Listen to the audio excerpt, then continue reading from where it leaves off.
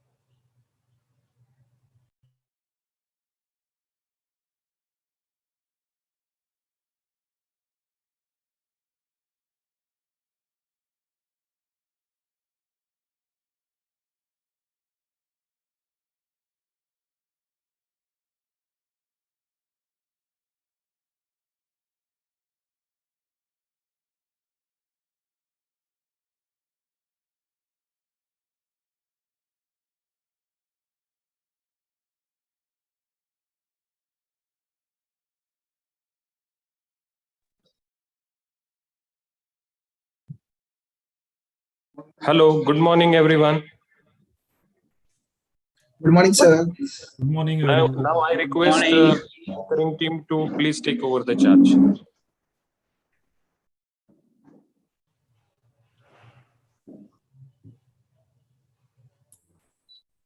Good morning and welcome to all on Zoom platform of Anikan Institute of Management Studies Baramati.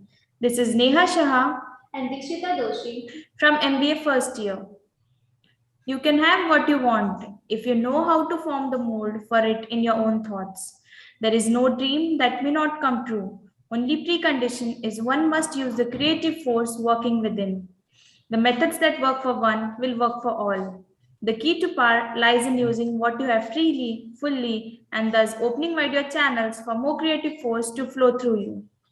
With this pure thought, I extend you a very warm welcome on behalf of the AIMS, who has clubbed excellences, distinguished delegates, academicians, industrialists, and the students for the 10th National Virtual Conference on Fostering Human Resilience, Catalyst for Management, Science and Technology, in association with All India Council for Technical Education under grant for organizing conference scheme.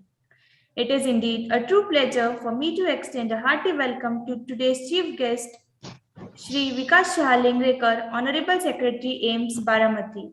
Our guest of honor, Shri D. Rajashekhar, Director, Institute for Social and Economic Change, Bengaluru. Esteemed members, Anikan Education Society, Galaxy of Intellectuals, invited venerated guests, dear colleagues, and the august gathering present over here for the inaugural function of the 10th National Virtual Conference on Fostering Human Resilience, Catalyst for Management, Science and Technology. The main goal of this virtual conference is to set the tone for deliberations on multi-dimensions and manifold influences of the human resilience to achieve human goals in diverse fields. Human resilience manifests in children, adolescents, adults, senior citizens, and the elderly at the individual level. It is embedded in functional human relationships and healthy interactions of the individual within the immediate social, cultural, economic, and biophysical environment. Saraswati is Lord Shiva's and Goddess Durga's daughter. Humans are said to be endowed with the powers of speech, wisdom, and learning by the goddess Saraswati. She has 4 hands which reflect the mind, intellect, alertness, and ego, which are all important aspects of human personality in learning. It is a sacred tradition to worship our goddess Saraswati before any significant event. So let us dedicate a Vandana to Ma Saraswati, for which I would like to invite a social media team.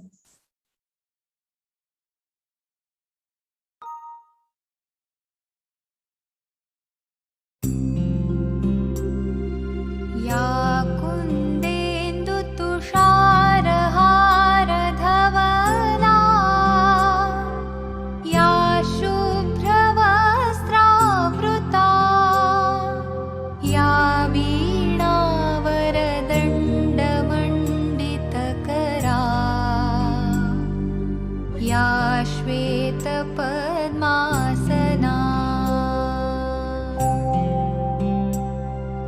या ब्रह्माच्युतशङ्करप्रभृतिभिः देवैः सदा वन्दिता सा मां पातु Saraswati Bhagwati निःशेषजाड्यापहा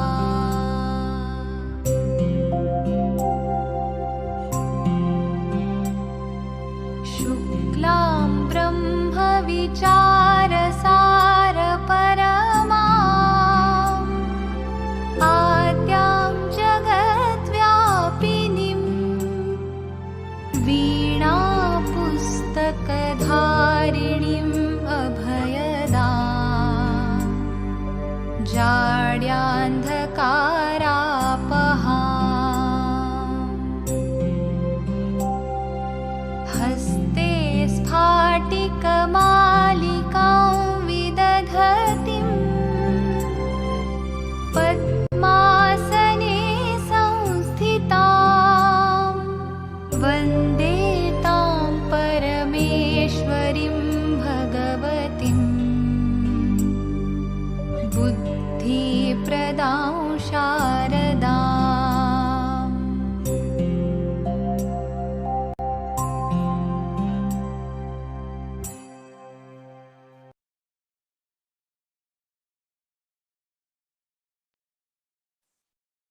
Thank you, social media team. Learning gives creativity. Creativity leads to thinking. Thinking provides knowledge. Knowledge makes you brave. Dr. APJ Abdul Kalam said this encouraging words for education. The university is connected to the National Knowledge Network. And Savitribai Phule, Pune University, students are encouraged by the university anthem as ज्ञान बनो कर्मशील, कर्म ज्ञानवान, पुण्य महिदे आम्हा अक्षर वरदान. These 3 lines of poems of anthem is written by iconic poet Mangesh Padgaonkar and composed by Bhaskar Chandavarkar and was sung at the university's graduation ceremony on March 26, 1981. May I request to rise upon your seats for the university anthem. I would like to invite the social media team to start playing the university anthem.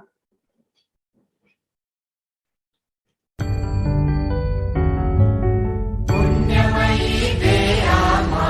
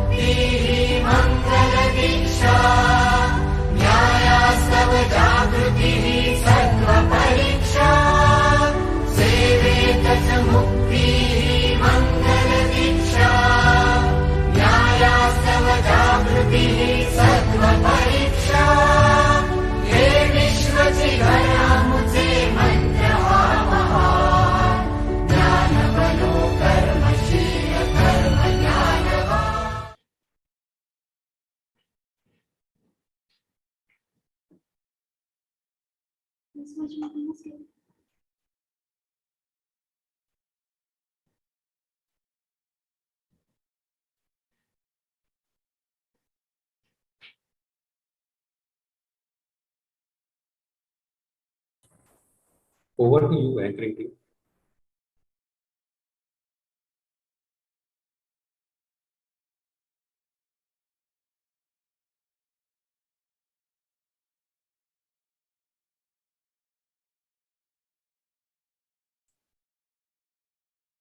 Dr. APJ Abdul Kalam said these encouraging words for education. The university is connected to the National Knowledge Network, and Savitribai Phule University are encouraged by the university anthem. Jnanavanu Karmashi Karmanyanavan Punyamaidhyama Akshara Varadan. Aims have always touched upon issues relevant to human society and national interest by organizing national conferences. We have successfully conducted 9 national conferences, and now it gives us immense pleasure to present Fostering Human Resilience Catalyst for Management Science and Technology as the theme for our 10th national conferences. Veterans in the field of education, corporate, and industry think tank shall grace the occasion and deliberate on pertinent issues. We encourage aspirational thinkers, reflective learners, and responsible participants to present their personal research endeavor concerning human resilience with its multidimensional forms and meanings. It is indeed a privilege for us to host you all virtual national conference from AIMS Baramati. Let's take a look at a few glimpses of last 9 national conferences. I request the social media team to present the glimpses of previous national conferences at AIMS.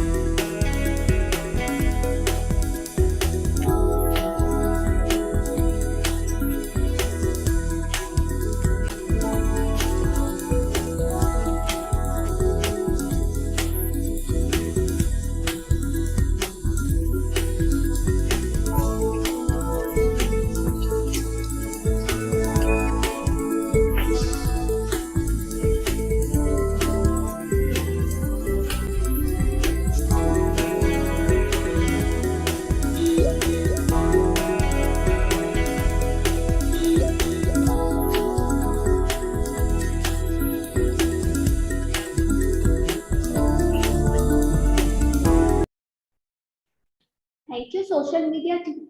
Anikan, Institute of Management Studies, Baramati, strives for excellency in all the nominated authorities, accreditations, affiliation, and certification. The goal of the initiative is to train the management professionals to excel in the corporate world and take it to the new heights. The need is to develop talents and hone their skills, which can only be accomplished through aims. AIMS has been delivering high quality education since its inception. AIMS, the modern temple of professional learning, unfolds a golden career prospect to walk through the avenue of professional skills and managerial leadership that any student dreams always. I request social media team to present the video and throw some more light on AIM's accomplishments. Please, sir.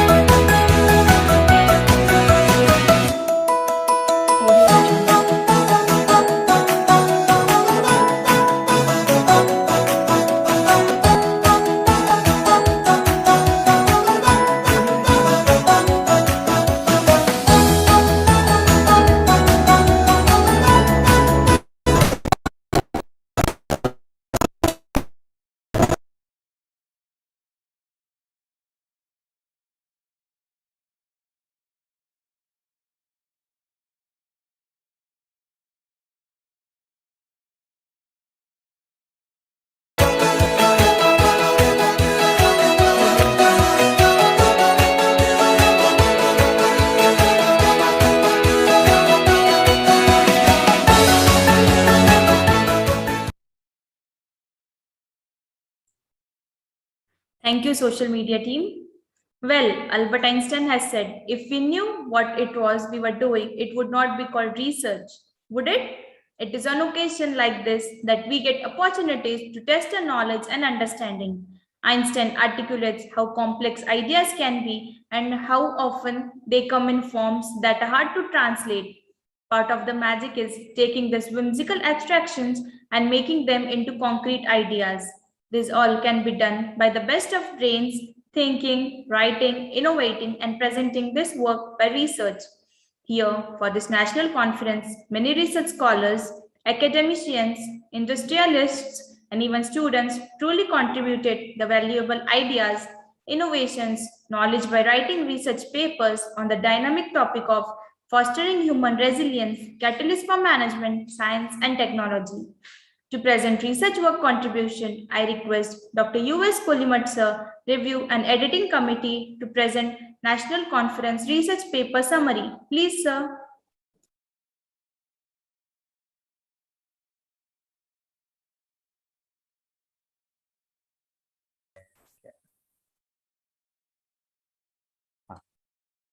Can you hear me? Yes, sir, it is done. Good. Good morning, one and all.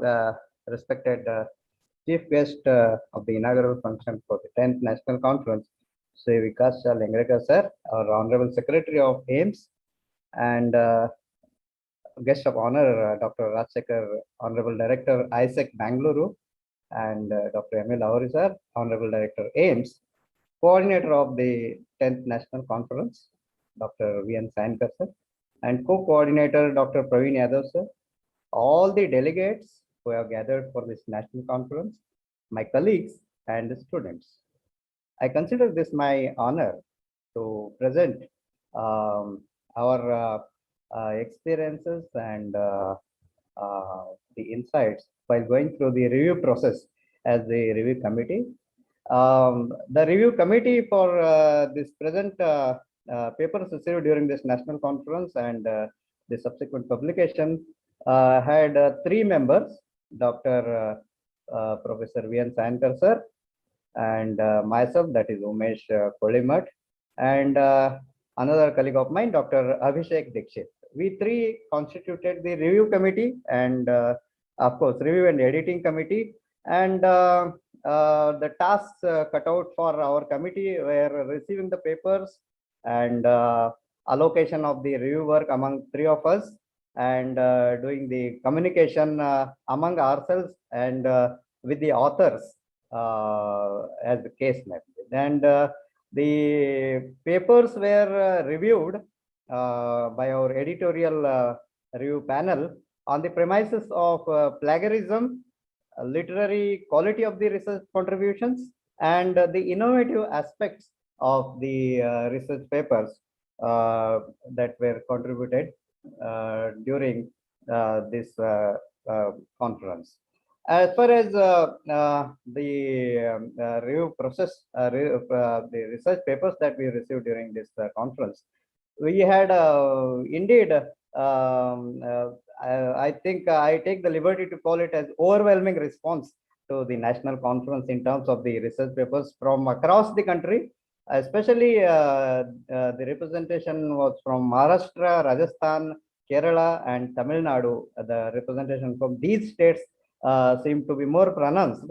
And we in all received 115 research papers. All must be regarded as the quality papers. But within the framework of our review process, we could finalize 58 research papers for the publication in Vidya Bharati International Interdisciplinary Research Journal, that is CARE listed, UGC CARE listed journal, and another 20 research papers, which were not less in terms of the quality, were considered for the publication in our national conference proceeding for I mean on the quality considerations, and rest of the papers we could not, because of the various grounds of the issues like plagiarism or literary quality or innovative element, etc., as I said earlier. So this is a summary I wanted to present as a part of review and editing committee. Thank you very much, the anchoring team. Over to you again. Thank you, sir. We are fortunate to have the continuous motivation and able guidance of our professor, Dr. M.A. Lahori, sir, Director AIMS, to organize this virtual national conference. With due respect and honor, I would like to invite Professor Dr. M.A. Lahori, sir, Director, for the introductory remarks. Please, sir. Yeah, thank you. Thank you, anchoring team. Well, at the outset, I wish very good and great greetings of the day to my every single persons, scholars who is present in this conference, online conference, and to my embellished dais, which is presented by our beloved chairman of Anekant Education Society, Sri Johar sir, and our beloved Milind Shah sir, Secretary, Anekant Education Society, Baramati, and my beloved Sri Vikas Shah Dingrekar. He is a president of this conference, and he is a secretary of our AIMS Anekant Institute of Management Studies, Baramati, and my loved one, Sri Sonik Shah, who is the governing council member of our AIMS. Apart from this, in fact, we have very learned persons from other part of the country, that is Dr. Rajshekhar, who is a director of the SR from Bangalore, Karnataka State.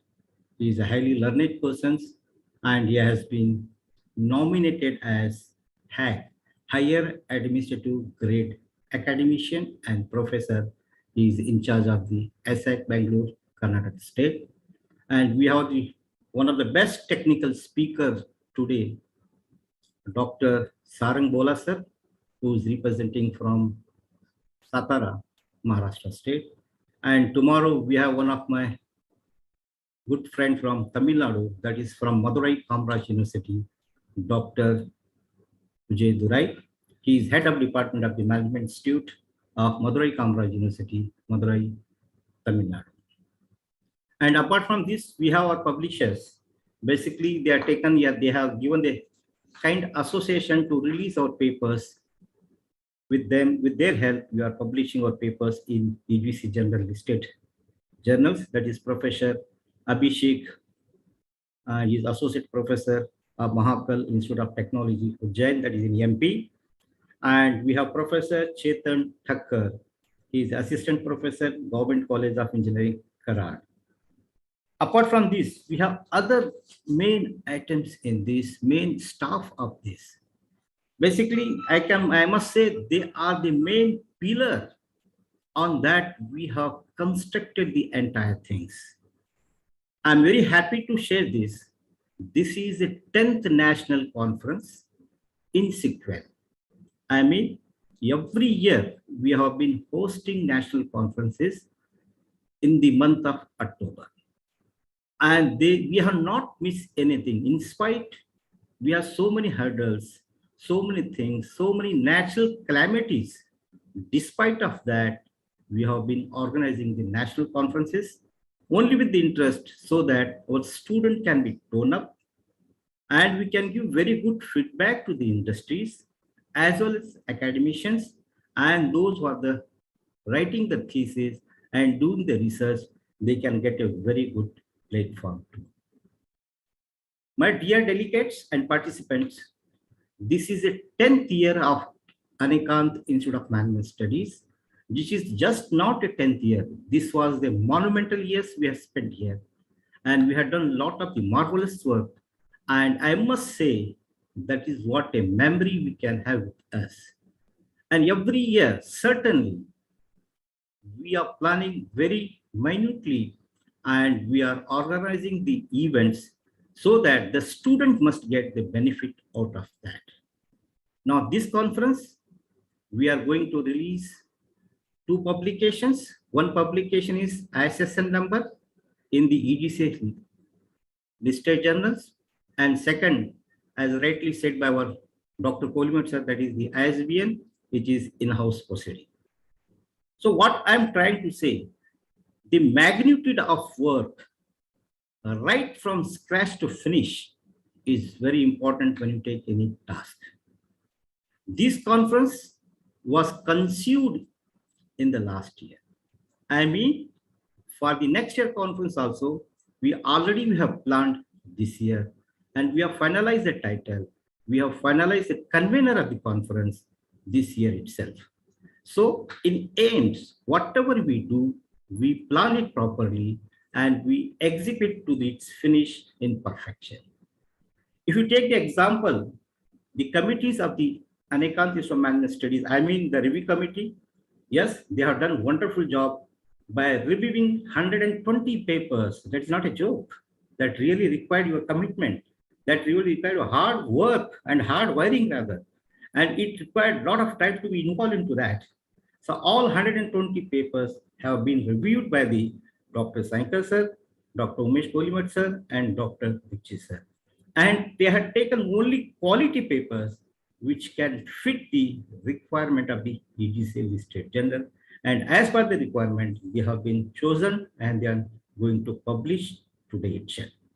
Apart from that, we have the anchoring team. We have the anchoring team is headed by Dr. Professor Manisha Ora and Professor Simita Khatri. And we have registration committee that is headed by Dr. D.P. More. And we have the decoration team that is headed by Sriram Badwe. And we have so many teams. It is all the teams were minutely supervised and they were timely guided by the coordinator of this conference, Dr. Vinod Sankar sir, and Dr. P.V. Yadav, who is that co-coordinator for this conference. And one of the beauty of this conference is sponsored by the AICT. And in association with them, we are doing this conference. Of course, we are planning it in advance, and wherever we get some funds from the either from the AICT or from the university, we'll be using that fund also to more publish this conference or promote this conference. What I'm trying to say, the conference, the planning, the executions, the effectiveness, also to say the perfection, is not just like that. That is what I used to say. We at AIMS, we do good work and we do the great work. We do the good work and we do the great work. In the same way, we do the work to last for long. So that is the quality what we have built at AIMS, and we are working into that. And one more important thing which I wanted to emphasize here is that, so conference is just not like one event. It is totally what you call contemplated in very 365 in directions. So right from the title, right from the chief guest, right from the audience, right from the papers, as rightly quoted by Dr. Umesh Polmet sir, we have received 120 papers, 115 papers rather. And this paper is from the pan India. We have paper, regularly we have paper from the Kerala state, Tamil Nadu state, Rajasthan, Gujarat, say to say, the other Karnataka state, etc. For all these places, we have been nominated in their brain that there is a conference of AIMS in the month of October, we should write the paper. In this conference proceeding also, you'll get an invitation of the next conference, so that right on this day, we can start writing your paper. So with this, I must wish all my participants, all my, what you call that, scholars, and all my well-wishers, let us have a great learning day today and tomorrow. Let us enjoy the presentations also. And as a matter of fact, the title what we selected for this conference is really very much relevant. Let it be industry, let it be family, let it be friend circle, let it be social, let it be societal. Whatever it may be, the resilience is very important. Just I'll take 2 more minutes. I must explain how the things work. When you see our title of this 10th National Conference, there are 3 very important words in that. One is that human element. Second is that your resilience. Third is that your catalyst. No matter how good you are, no matter how good you are in the digital platform, no matter how good are you in the IT factors, unless otherwise there is no human element, you cannot do anything in that. So human element is very important. Apart from your lot of technology, apart from lot of your IT, etc. So human element involves in everything, let it be at the initial stage or in between or at the finishing stage. Second thing is that your catalyst, I'll come to the middle word later on, catalyst. For everything, yes, for everything, human element is required, and it is catalyst for the development. It is a catalyst for the negative thought. It is a catalyst for everything. What is that? That is resilience. Suppose your resilience is not positive, you know, so many things, you know, I have got my paper in this conference also. This is that Indian women's resilience behavior. If you see the Indian families, especially after marriage of the women, we means we have a lot of issues, a lot of issues from that, this, everything is there. But how best we are going to handle that, that is a part and parcel of positive resilience. And once we are able to handle that, later on, that particular woman is going to be dominating the entire family. That's why they say, so at the initial stage, you need to adjust, you need to sacrifice, you need to, have to adjust everything. You must know what is what. So that is what a positive resilience is, that you must be able to understand the risk factor, the benefit factor, and there should be more clarity into that. Based on that, yes, you can take a positive decisions, so that even though you are suffering at the given moment, later on you will get the benefit. Dear friends, nothing more. Anyway, this is a small presentations about the how this title of the conference is being framed, how it is going to work. I'll give small example and I'll just say, and I'll wish you all the best. The small example I wanted to tell you. You take the office place, you take the cricket game playground, you take anything, even when you're traveling the bus, you're traveling the train, even you're traveling the flight. We are likely to encounter so many things, but how best we are going to handle that is power of your resilience. If it is positive, yes, you are enjoying your journey. If it is a negative, the things will not be good, and instead of enjoying your journey, you'll be discussing yourself.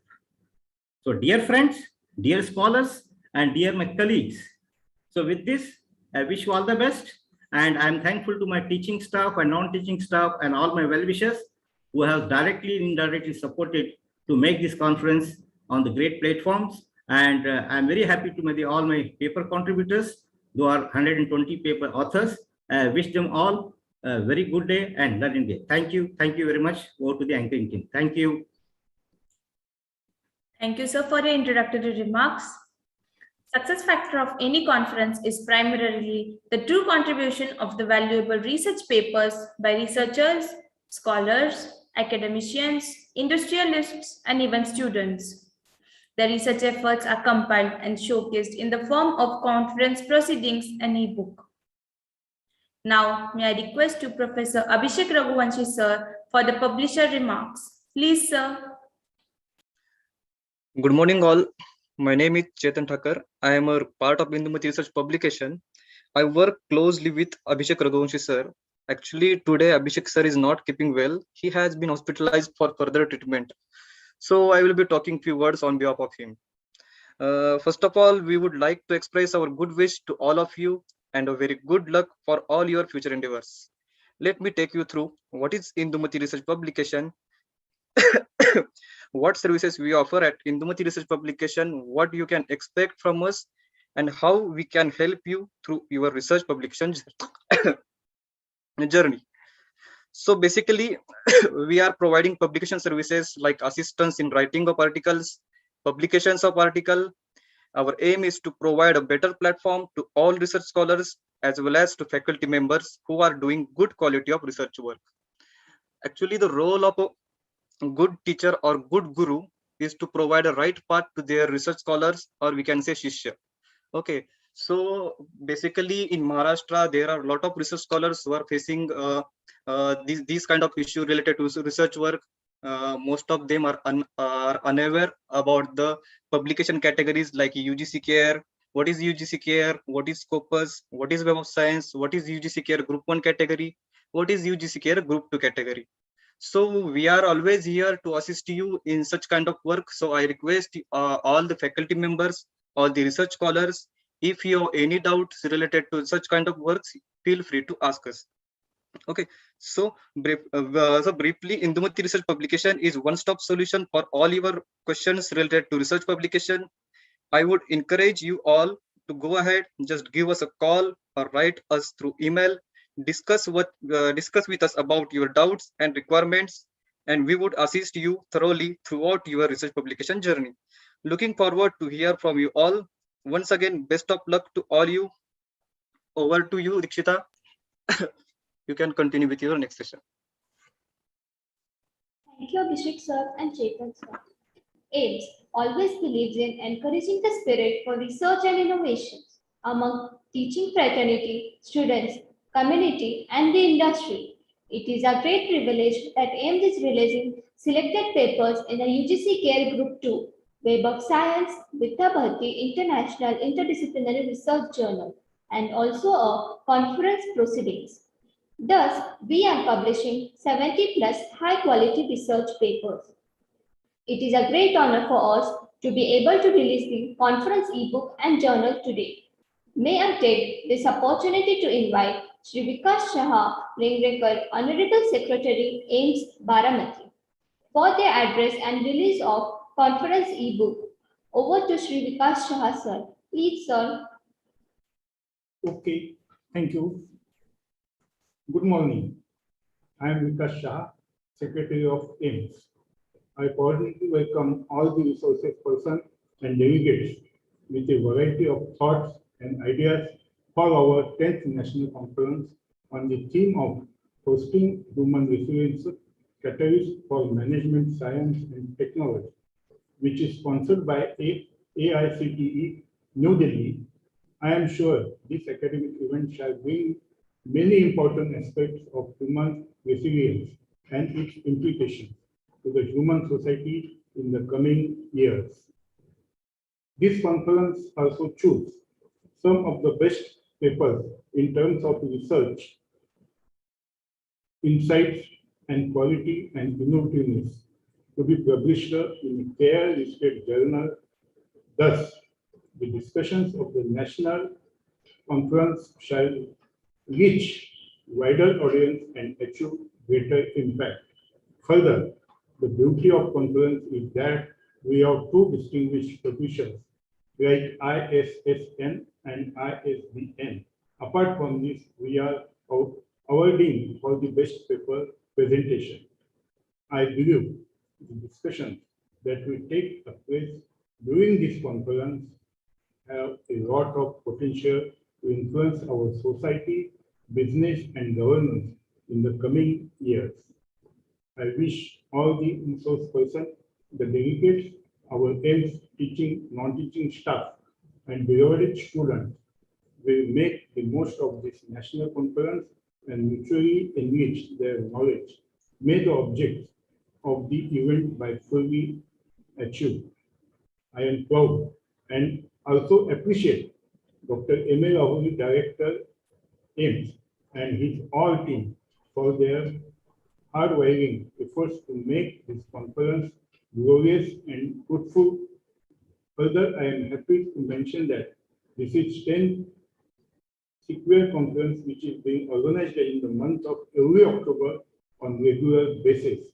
Despite of pandemic issues, AIMS staff has taken earnest planning and steps to host this conference on virtual mode because to maintain the sequel of conference.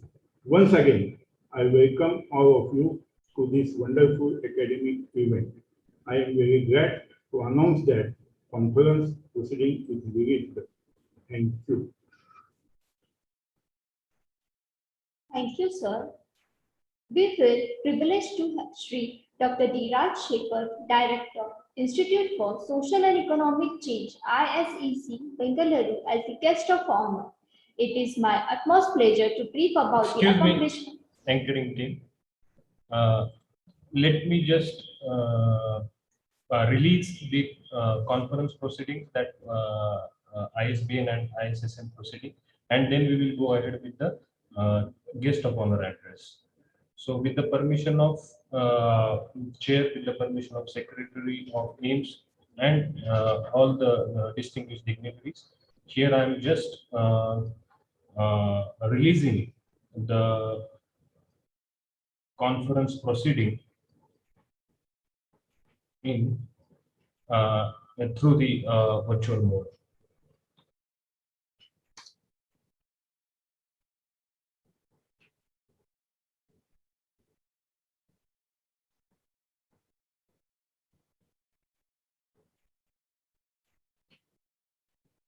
Please give a big round of applause for ISBN proceedings.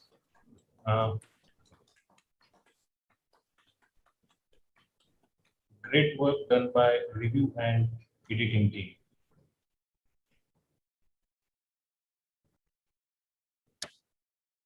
Well, Thank you, sir. now time to publish content pages of ISSN special issue, which is listed in Vidya Bharati International Interdisciplinary Research Journal. This journal is listed in UGC Care List Group 2, which is a Web of Science Index journal. So I'm just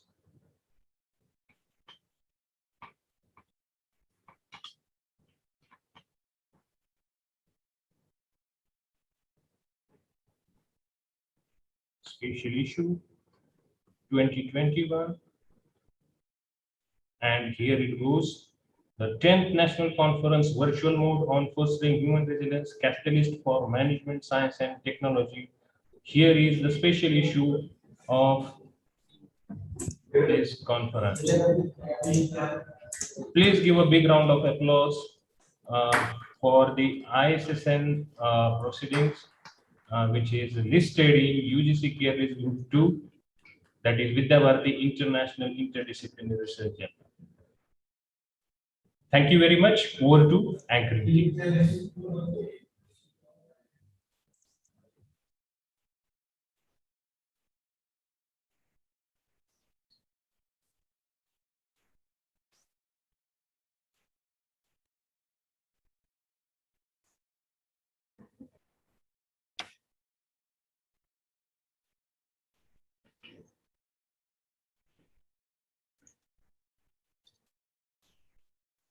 Thank you, sir.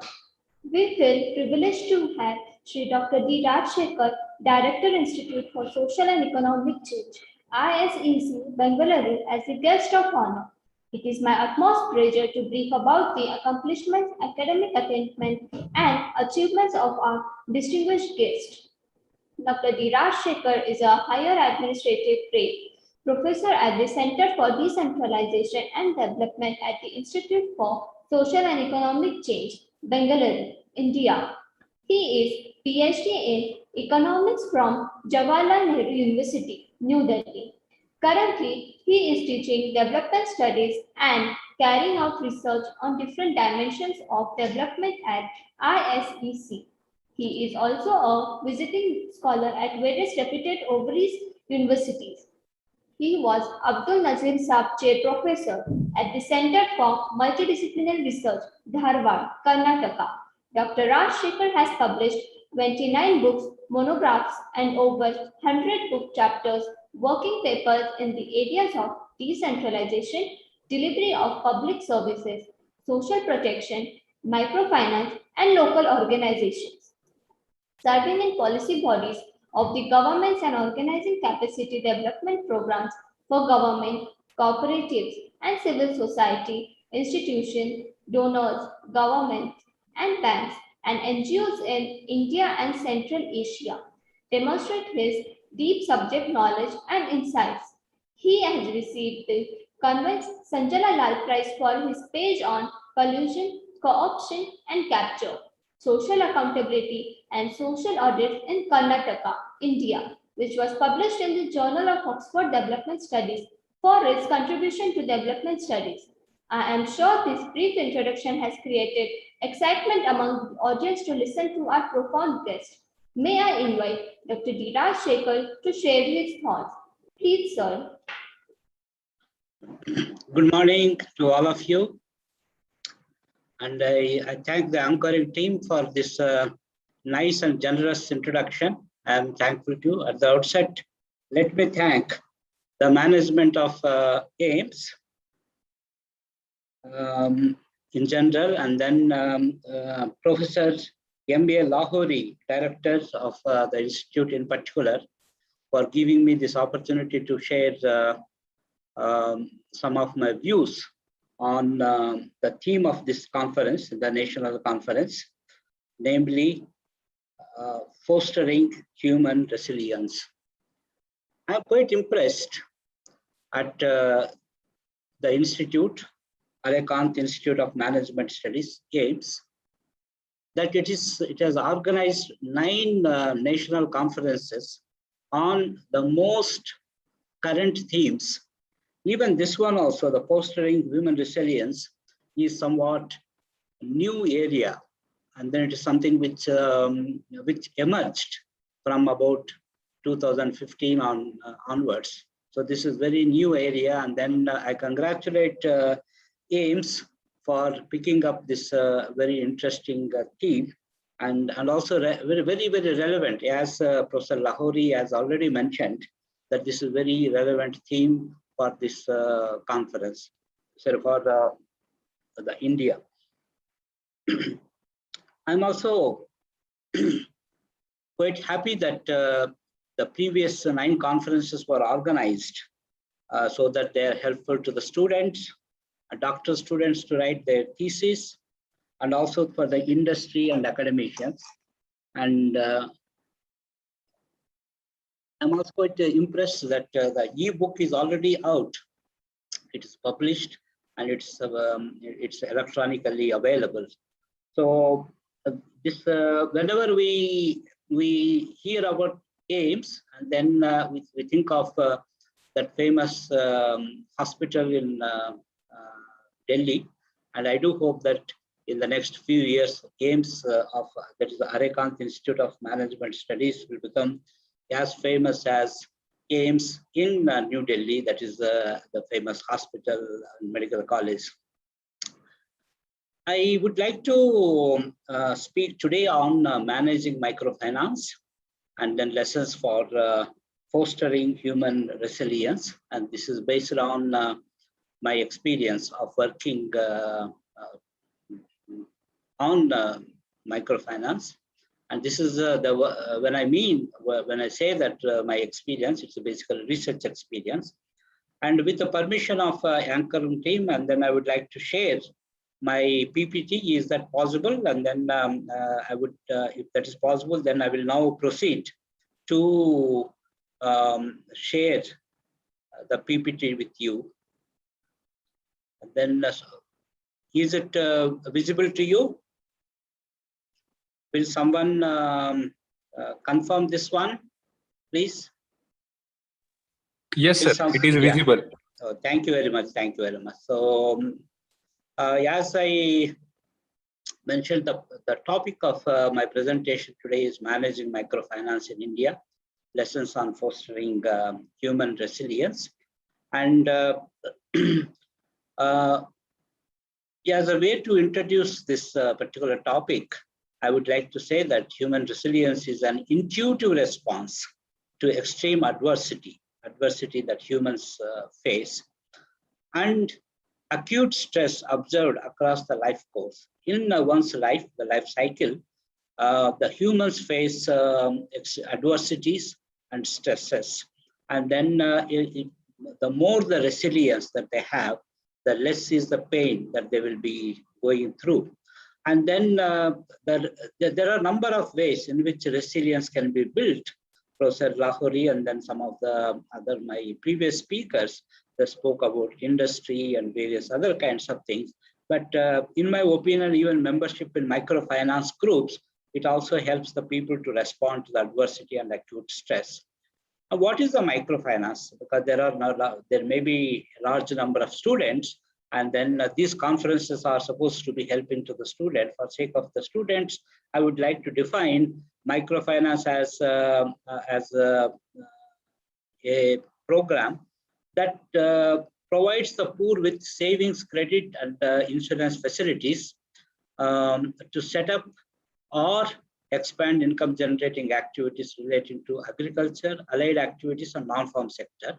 So which means that any activities, income generation relating to agriculture, allied activities, basically milk animal rearing or sheep rearing, and some of the sector, non-farm sector, and then all the non-agricultural activities, small businesses, small enterprises, and other things. So the whole purpose of microfinance is to increase household income security. So this is the meaning of microfinance. Now there are two questions that come to our mind. So how is microfinance program managed, and what lessons can be learned for fostering human resilience? So, and then the structure of my presentation is that it's divided into 7 parts. And then in the first part, I will just very briefly explain how microfinance groups are formed and what is the progress of this microfinance at all India level.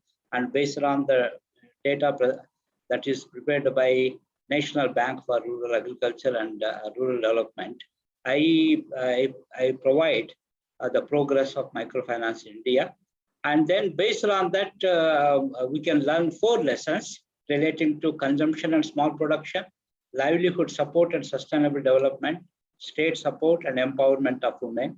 And then finally, I will briefly touch upon some outstanding issues the main purpose of raising these outstanding issues is that games can pick up some of these themes, and then the students can work further on this thesis to contribute to our understanding. So the first part of my lecture is on how are microfinance groups formed, and then here you can see that there are the first step in the formation of a microfinance group is to mobilize the community. And then it is done in a very decentralized manner and disaggregated manner. And you can see that even in the sitting on a street, and then there is a government official or NGO official, and she mobilizes the people living in this locality, that's this neighborhood. So all the people who are residing in this neighborhood, they come together, and then the promoter explains about microfinance and what are the advantages, what will happen to them when they have microfinance. The second important thing is that formulation of operational rules, because any firm, as you are all management institute, for a smooth management, you need to have some operational rules with regard to who should become members. And then generally, the members are all the poor people, and then belonging to below poverty line. And then they will also have certain rules relating to meetings, how many meetings are to be conducted, where they have to be conducted, and so on and so forth. Then next thing is that governance structure, whether the group should have a president, treasurer, or some kind of secretary, bookkeeper, and so on and so forth. And then there are savings. This is a microfinance. Savings as an important function of this group. And then how much savings is to be contributed, at what frequency, and where, and so on and so forth. And then another important activity of microfinance group is credit activity. And then so the group will formulate certain rules for what purposes the loans are given, at what interest rate, when they have to be repaid, in how many installments, and so on and so forth. And the entire thing is that the record keeping is not something which is very complicated, and there will be a person called treasurer or a bookkeeper, and she's typically little bit educated, maybe some schooling, maybe 6th standard, 7th standard, or 8th standard, and they follow some simple record keeping. But one thing is that self-management is the key. Okay? The management is not done by outsiders. Management is something which is within. That means the group itself manages its activities. So it undertakes credit activities. Credit is given for consumption as well as income generation. And I will come to this aspect a little while later. And income credit for income generation is for 3 purposes. Form, that is for cultivation purpose. Off farm, that's livestock rearing and milk animal rearing. Non-farm activities, small businesses, small trade, and manufacturing. And then sometimes this credit could be both for short-term as well as long-term. Short-term credit is typically for purchase of seeds, fertilizers, and working capital. Long-term credit is for building of assets.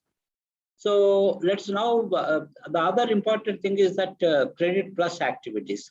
Microfinance groups do not simply focus only on credit, and then they provide credit plus activities. Credit plus activities include, but not limited to these 4 activities. For example, non-credit support to members undertaking generation, the skill development, and some support in acquiring raw materials, marketing, and other things. And then they also help members to access benefits, and I will come to this part a little well later.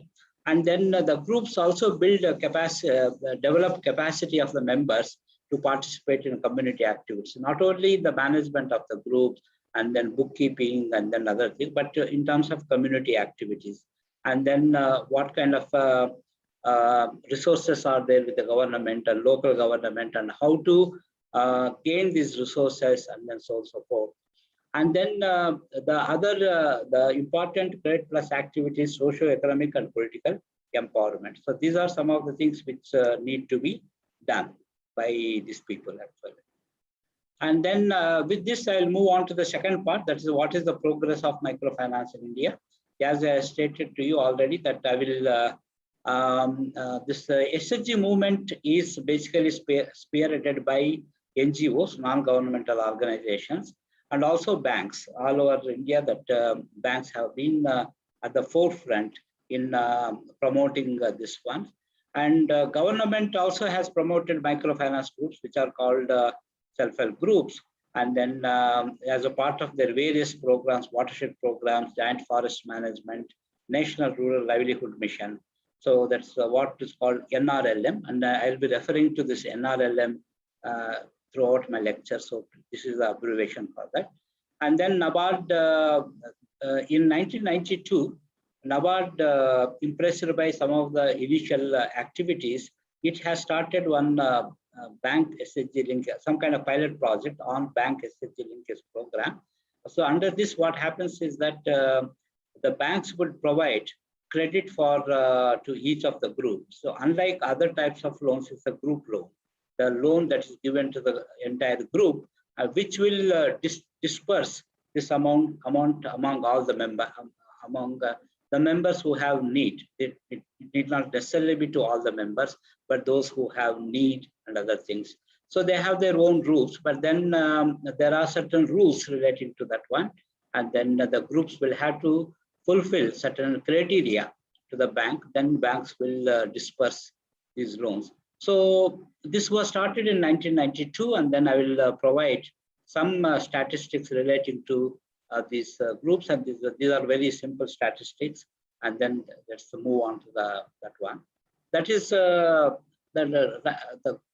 total number of self-help groups in India. And before I present this one, I just want to say that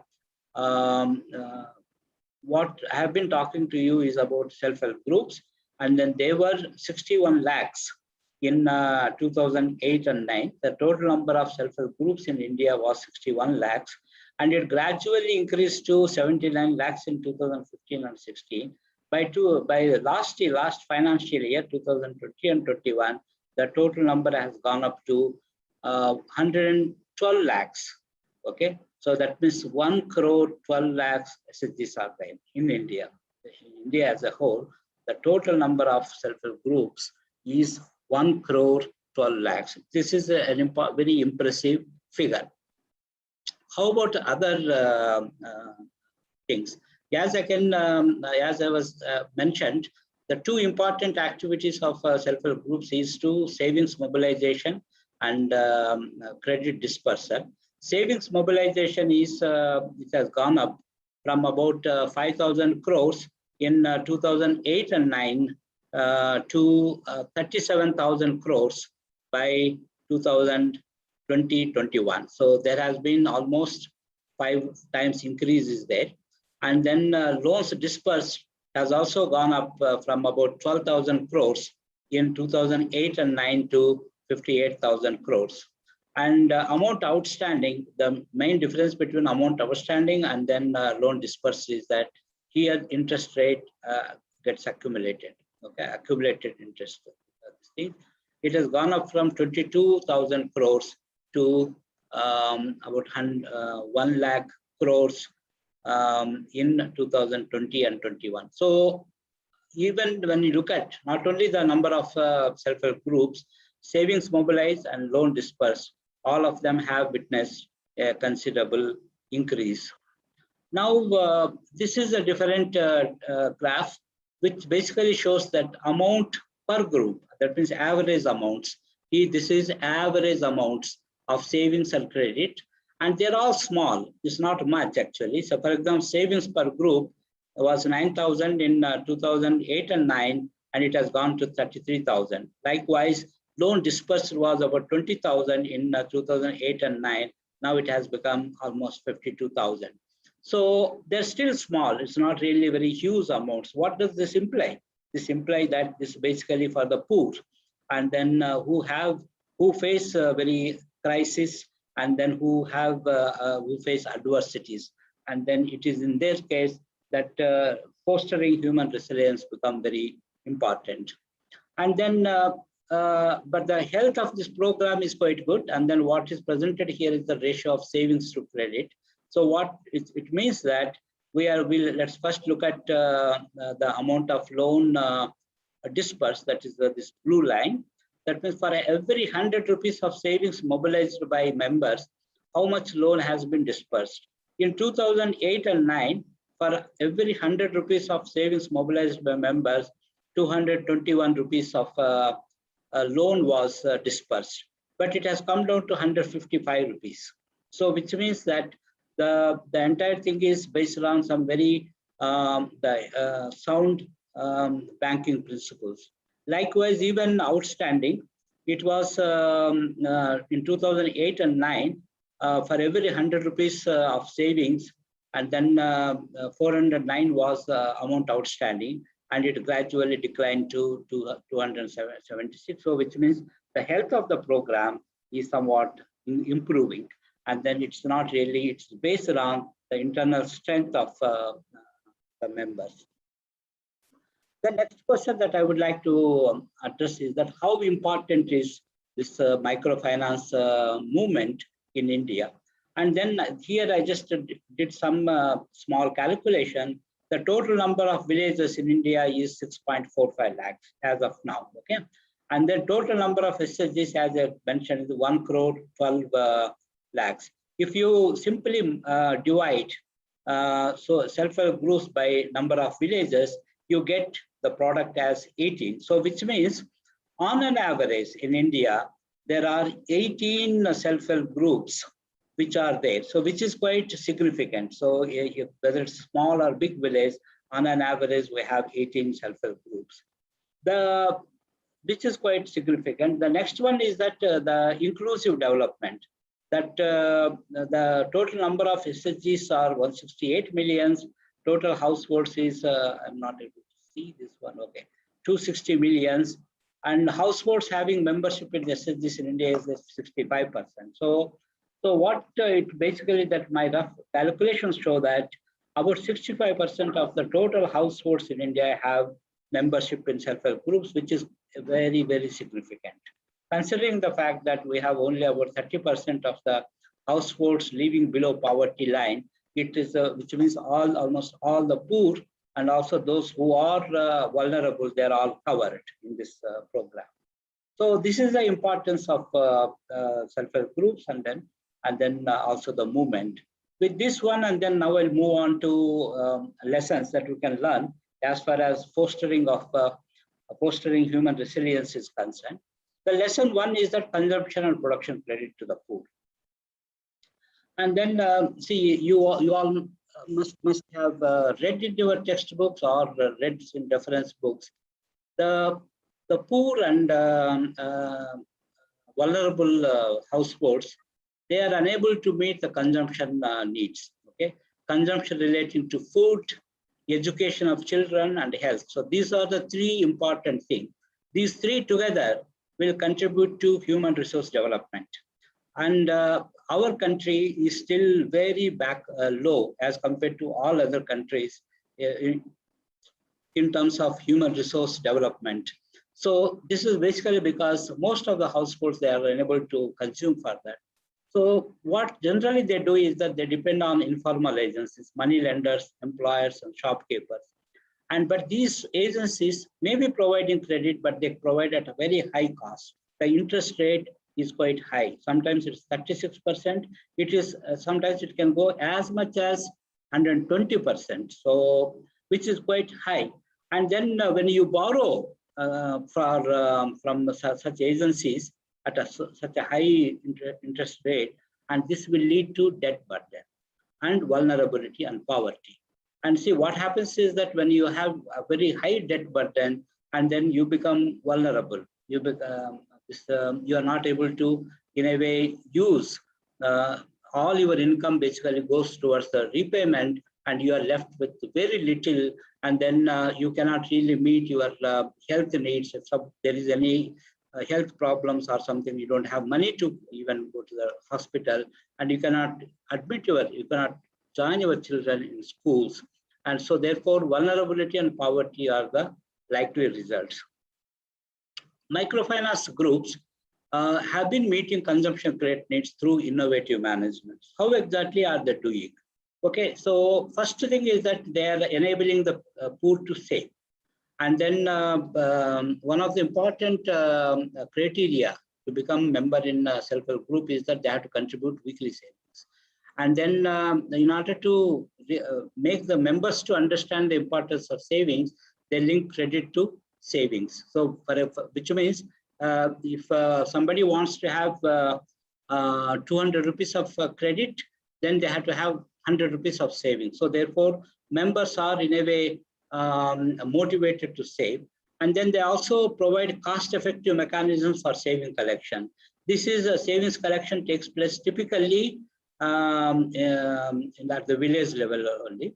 And then they do not discourage the poor to borrow for consumption. So even if there is some members want credit for consumption, then they will certainly provide that one. And also what they do is that in the initial stages, and then in every group meeting, they collect member savings. Let us say there are 15 members in each group, and then 15 members will, each one of them will contribute 100 rupees. So 1500 will be the collected amount, and this will be given to one of them as a loan. Okay, so for consumption or something like that, or one of them or two of them. So by doing that, and they will inculcate the discipline of borrowing and then the repayment. And so that's the reason why one of the managerial principles of microfinance groups is to inculcate the financial discipline with the smaller amounts given for consumption, and then faster repayment and faster recycling of funds. And then the credit for consumption leads to reduced dependence on money lenders, food security, and enhanced access to health and education. So this is what happens actually. Now, the lesson 2 is that livelihood security by promoting income generating activities. And then most of the Indians face the problem of livelihood insecurity. And then the poor have this typical problem. They suffer from insecure livelihoods. And they are not able to undertake income generating activities because of lack of access to credit, skills, employable skills, raw materials, and marketing problems. Then, so the microfinance groups managed to obtain low-cost loanable funds by mobilizing savings from members. As I told you that the entire all over India, the total amount that is given is that for every 100 rupees, only 220 rupees is given by banks, because another 100 rupees is basically the members' own amount. And then because savings mobilized from members are insufficient to lend to all the members for their consumption and short-term production. So therefore, what the groups do is that they obtain credit from banks under banks SHG linkage program. This is NABARD's program. It's called Bank SHG linkage program, from which, suppose if a group has 10,000 savings, then they will borrow 20,000. If the group has got 50,000, then they will borrow about 1 lakh rupees from the banks. The credit support to each group is provided after its status is assessed by the bank, because banks will not simply give it to every group, and then they will assess, they will rate the groups, and then only those groups which have attained the rank of A plus or something like that, they become eligible to obtain the credit. And then with the help of the credit that is availed from banks, the groups will lend the members for a number of activities. And then support for income generation is also given. And then this is a picture where the people are provided training in stitching as well as cutting. And they help the rural poor, these groups address the rural poor to address the problem of in undertaking income generating activities such as inadequate access to skills, raw materials, and marketing. And then as an example, when it comes to marketing, and then a good successful example is Kutumbasri groups in Kerala.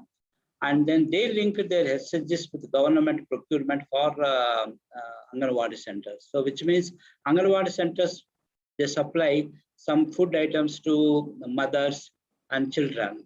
And all this food is basically supplied by self-help groups. That is, they're called Kutumbasri groups in Kerala. They supply. So therefore, with this, the marketing opportunity that was provided to them is really significant. And then the next one is that these groups are also linked with Amazon for online marketing, and the products that are produced by self-help groups, they are marketed through Amazon. And then because of some of these activities, the repayments are quite high. And then only 6% of the loans are non-performing assets.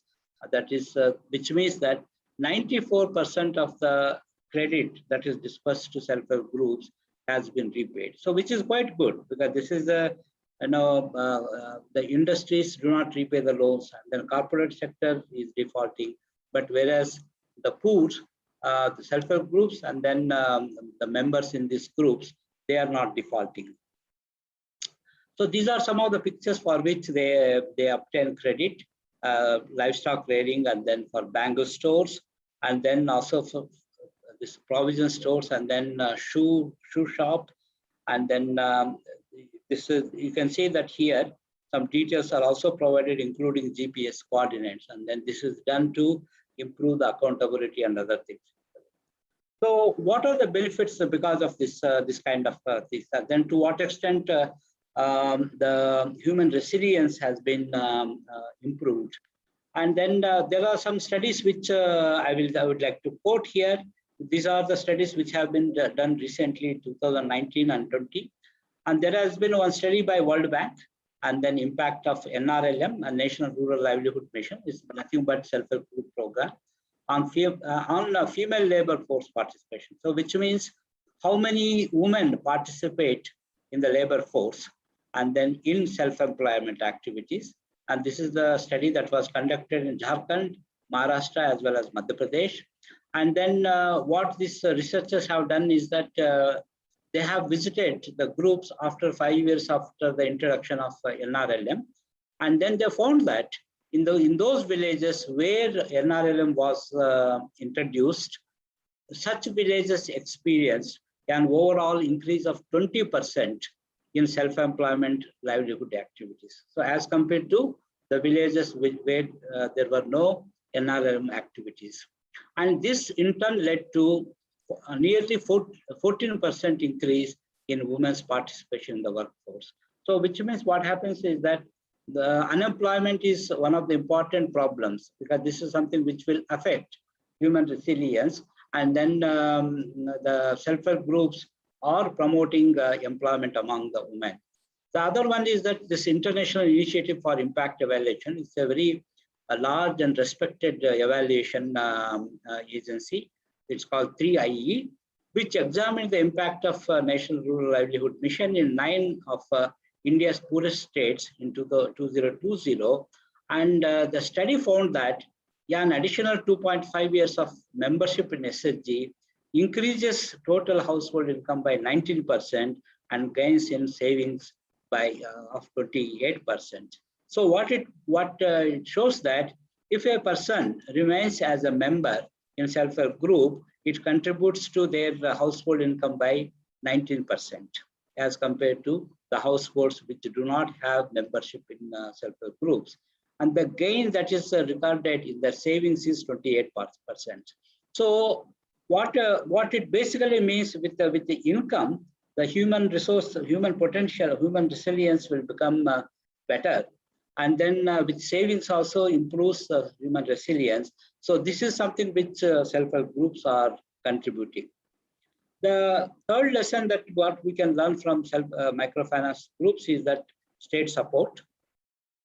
State support is critical for poverty reduction. This is for pensions, health insurance, scholarship, food grains, and so on and so forth.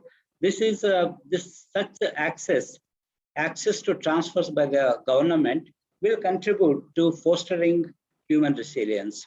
And in 2019, a report by the World Bank in Odisha showed that members of SHG were likely to pursue the various important issues facing their community, such as functioning of the public distribution system, and provision of midday meals in schools. The report found that there was 13% increase in an index of willingness among women in the state, and then they were willing to pursue institutional responses to community problems. So which means 13% there was, as compared to before the introduction of self-help groups, women were found to be 13% more willing to represent people's problems to Gram Panchayats or to any other government agency at the local level. Lesson 4 is women empowerment. And as you know that although women constitute 50% of the total population in India, they're not empowered. And then the self-help groups are contributing to their empowerment in the following manner. First of all, they're providing credit, and then which enables them to have access to resources and income. And this in turn leads to decision-making within the household. And it also enables them to spend the income on health, education, consumption, etc. Women involved in income generation have to interact with the markets because they have to go and then buy raw materials, and they have to sell the finished product. And then this interaction can take place either nearby markets or faraway markets. So this improves the mobility. This in turn improves the mobility because they'll have to come out of their houses. They go to nearby towns or far off towns for buying raw materials or for selling their finished products. Such mobility gradually enables them to play an active role in social, political, and economic issues affecting self, household, and community. So they also participate in Gram Sabha meetings. They contest in Panchayat Raj elections. They also participate in community activities. What is the benefit of all these things on women empowerment? There was a survey in 2020 by Ashoka University, and this survey was conducted in Maharashtra, where the AIIMS is located.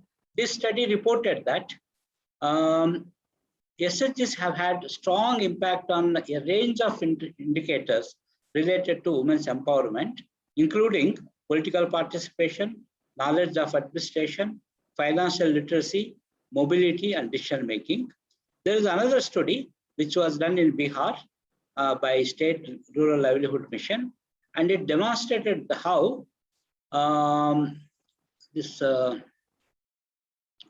how NRLM has led to higher levels of empowerment and mobility among women. And it found that the program had provided economically and socially disadvantaged women to access a network of people and new systems of knowledge, which then enabled them to and allowed them to challenge deep-rooted traditional structures of power in their families and communities that were biased against women. So the activities that were initiated by self-help groups, they contributed to women empowerment. This is the very strong way of fostering human resilience. Once women are empowered, the resilience capacity will be much better. And this is my last but one slide, that's outstanding issues. And then as I told you that AIIMS will be having several students, both at graduate, postgraduate, and the PhD level, they can pick up some of these issues. See, what happens is that right now there are 1 crore and 12 lakh self-help groups. But then the main issue relating to these groups is that viability. So they don't really stay for a long time. Because as you previously saw, if a member stays in a group for 2.5 years, 2.5 years, there will be increase in their household income by this about 18%. So that's the kind of impact that would have if they stay for a long time, and if they stay as a member in self-help group, the benefits will be strong. So this is something which they are not able to sustain, and then so there is a need to sustain the operations of self-help groups, and then it is this area that one needs to do further research, and then further this one, and then I urge your students to take up this as one of the researchable topics. The second thing is that there is also need to support members of self-help groups in the marketing and skills. The skills that are provided, they're all good, but then they're still very traditional skills. And then, so there's a need for training them in more up-to-date skills, or the skills that have considerable demand. And this is one of the areas where considerable understanding or research is required. The other one is that online marketing. See, the marketing is physical marketing is somewhat difficult. The way it has been done in Kerala, that is self-help group products are linked to Amazon, online marketing through Amazon. And if something of this kind could be done at pan-India level, all India level, for all the groups that are there, the benefits could be enormous. So this is something which it's easier said than done, because there are issues relating to power or online connectivity and various other kinds of things. And it will be interesting if somebody does research on what is to be done to improve the linking with the online marketing. That is the second issue. The third important issue, that's social security needs of members. And then typically what happens is that self-help groups provide credit for income generation, but they don't address other problems. For example, health insurance. Health insurance is not provided by them. So in this example, let's assume that their household suddenly falls sick, and then they have to be admitted in nursing home or hospital or whatever it is, and then the cost of which will be quite high. So because the poor are not insured, or the members are not insured, what happens is that whatever savings or income that they have earned from this activity, which was supported by self-help group, all the savings and all the earnings will disappear, and then they will come back to square one. So you begin self-help group, and then they reach some kind of economic development. Because of lack of access to social security, sometimes all that income and then the benefits will disappear, and then so they come back to square one. So it is typically it's a case of where one step forward, two steps backwards. So this is the kind of situation which will not really contribute to human resilience. So therefore, there is a need to look at these issues, how to promote, how to provide social security among the members, and then what kind of strategies are needed. So, but for that, research is needed. And then I do urge the director, Professor Lahori, to encourage the students to do their master's thesis or PhD thesis on this some of these important themes, so that such studies will be beneficial to the students. It is here that I stop, and then I thank all the management, and in particular Praveen Yadav, for keeping in touch with me constantly, and then egging me and then encouraging me to give this lecture. I enjoyed giving this lecture, and then also interacting with these young people from AIMS. And if there are any questions, I'll be very happy. And then I am just requesting the anchoring team that if you could facilitate some questions or clarifications, I will be very happy. Over to you, anchoring team.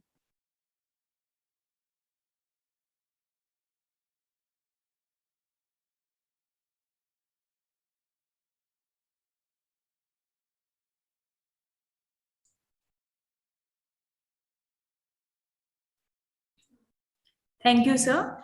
Your crisp speech would give an impetus to the deliberation forthcoming during this national conference. Now it's time to collect opinion poll from the participants. I would like to invite our technical team to take the charge. Neha. Good afternoon to all. It's time to collect the opinion poll, and we have one hand raised before launching our opinion poll. Our director, sir, have some query regarding this. Sir, please. Sir, thank you. Dr. Rashekar, sir. Sir, Hello. Hello. Yeah. Sir, I have a small doubt. Yeah. In fact, I was doing some little research work on the resilience. Yeah. Is this resilience going to be negative also, sir? Okay. Sorry, sir. Is this resilience also be a negative resilience? Well, I think, shall I respond now? Yeah, please, please, sir. Yeah. See, resilience is ability to face the adversity. Correct. And ability to face any stress that is there actually. So it could be negative in the sense that when you don't have that kind of ability, then which means it's a lack of resilience. We don't say that there is any negative resilience. This is to my understanding, because there cannot be any negative, because either you have ability or you don't have ability to face the adversity or stress that human beings go through. So because that's what I feel. But I would like to hear from you that whether you have something, some other example. No, that's I want to. No, what I was just reading there. Take for example the students. Yeah. We, especially the management student, or say to say any PG students, the moment we ask them to write some assignment, the moment we ask them to do some say presentation, some research work, this and that, most of the time we find that most of the students are not taking in positive. Not taking in positive sense. Okay. And later on, the same student who was not taken into positive, they are suffering for that. Say, for example, suppose I am taking the personality development course in our institute, English, good English speaking course for the student. Most of the students, they don't attend, but later on, they feel that they would have been attended that. And when the placement comes, so those persons who attended the course, they have taken the classes, etc., they got placed. And these fellows, they'll be lag behind. So what I feel personally, yes, there is a repercussions of the resilience also in negative format. For example, I'll give a very good example, sir, in Indian scenario, especially for the women. The moment a girl get married, if suppose their father-in-law and mother-in-law is not keeping good relations, the lady's mother and father, they will say, don't worry, come to our home, we'll take you, you are my daughter, what is wrong in that, this and that. And later on, they feel that we have made some wrong decisions. Now, in this given situation, what situation I'm talking, sir? If suppose they would have understand the power of the positive resilience. Yes, you have to adjust yourself. Yes, you have to sacrifice yourself. Yes, you have to do this and that. Something like that. If they do that, I think they'll be winner in that situation.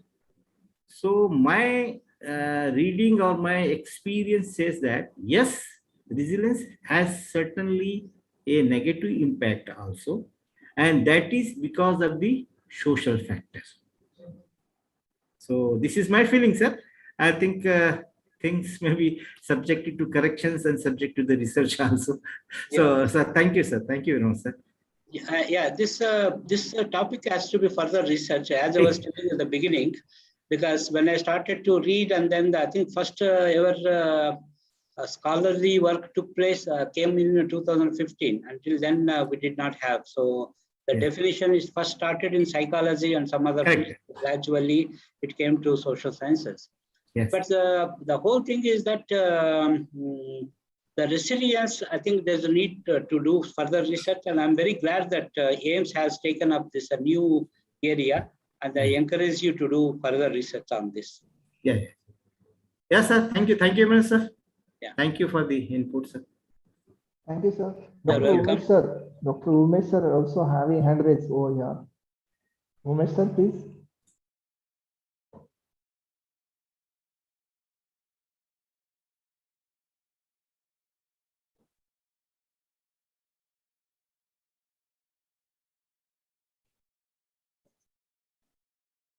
Dr. Umesh, sir, are you able to unmute yourself?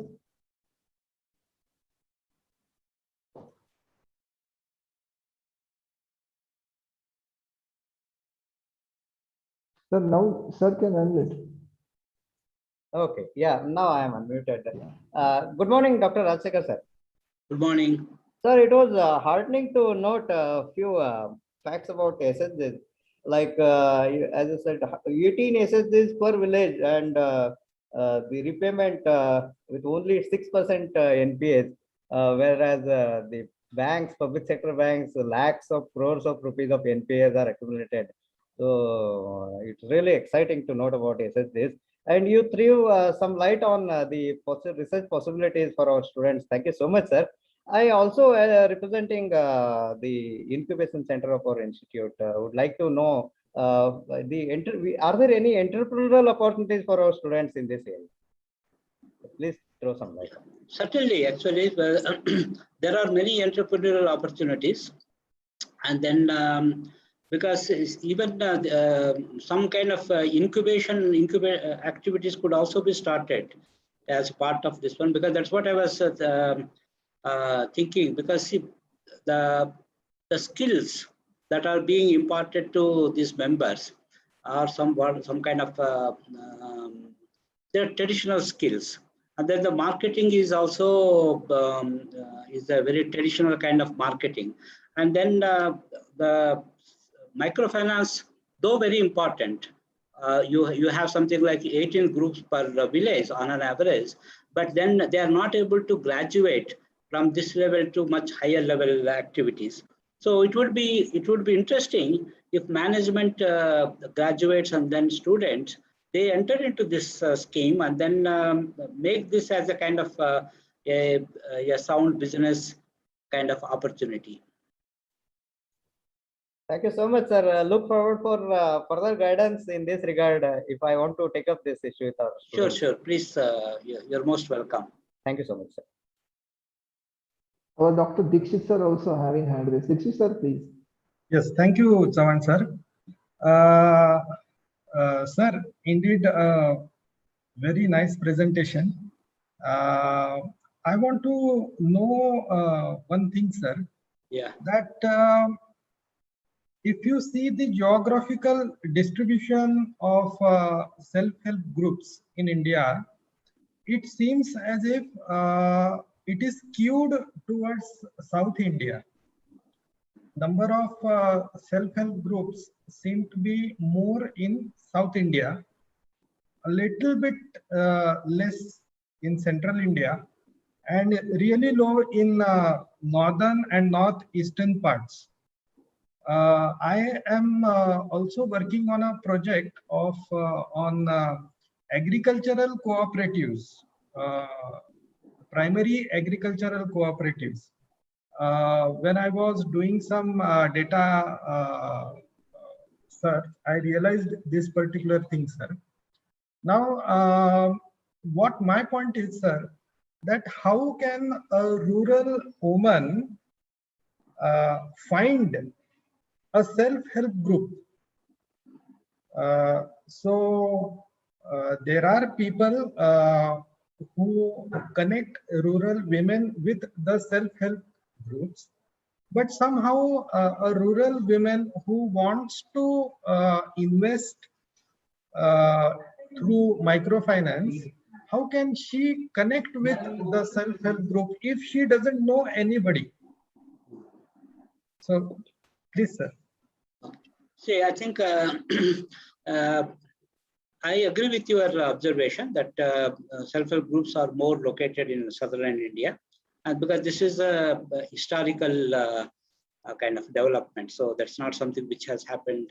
But because of the NABARD's effort, because NABARD's bank linkage program, they are spreading into other parts. But I agree with you that in the central part, the incidence is quite somewhat less, and they're not doing as well as is the case in southern India. But they're also good in western part, and then in northeastern part now things are improving, especially some of these northeastern states. It is things are improving. When it comes to your specific question, I think she has to approach somebody called NRLM, National Rural Livelihood Mission, the staff, and then typically it could be either Gram Panchayat Sachiv or Pradhan, or somebody, Anganwadi teacher could also be one of them who will be associated with this one. But I think the self-help groups are very common.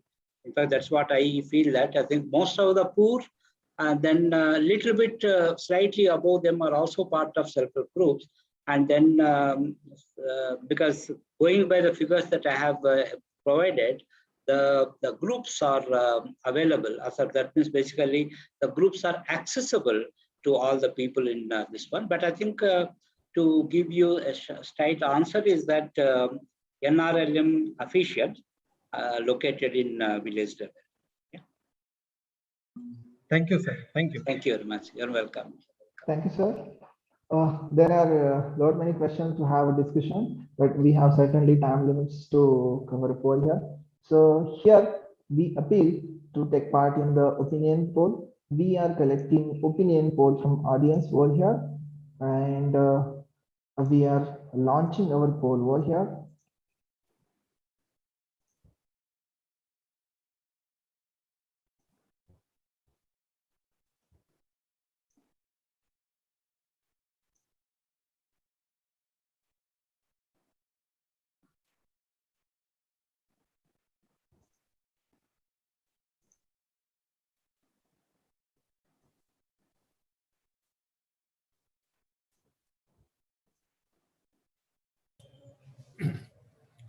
Sir, can I ask one question?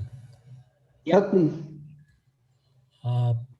Psychologically, is negative resilience is like a bouncing back with a revenge mindset, that is negative psychology? Yeah.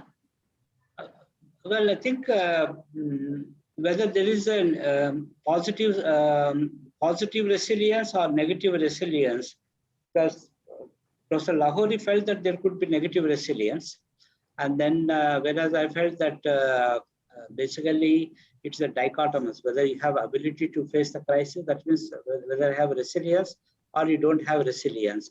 And then I don't know whether there is something called negative resilience. And then this is something where some further research is needed, actually. That's what my take on that.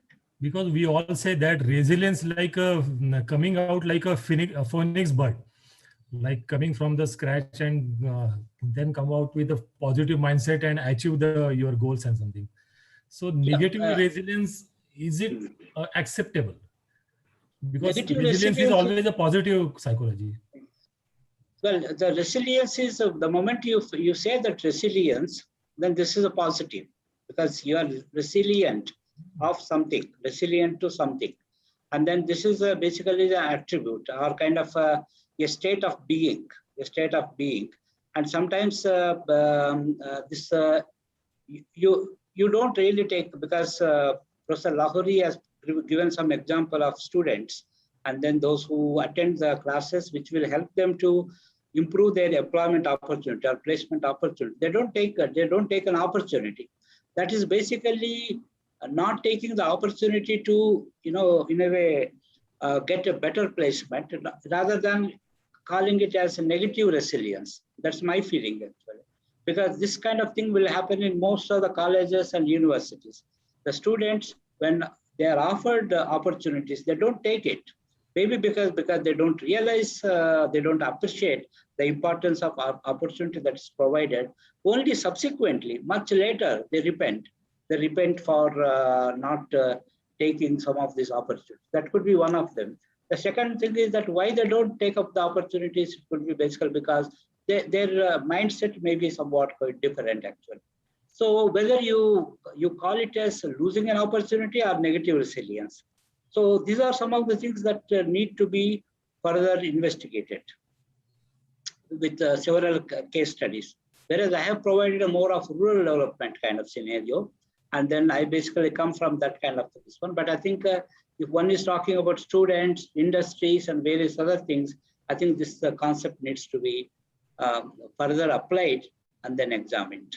I stop here and over to you. Thank you, sir.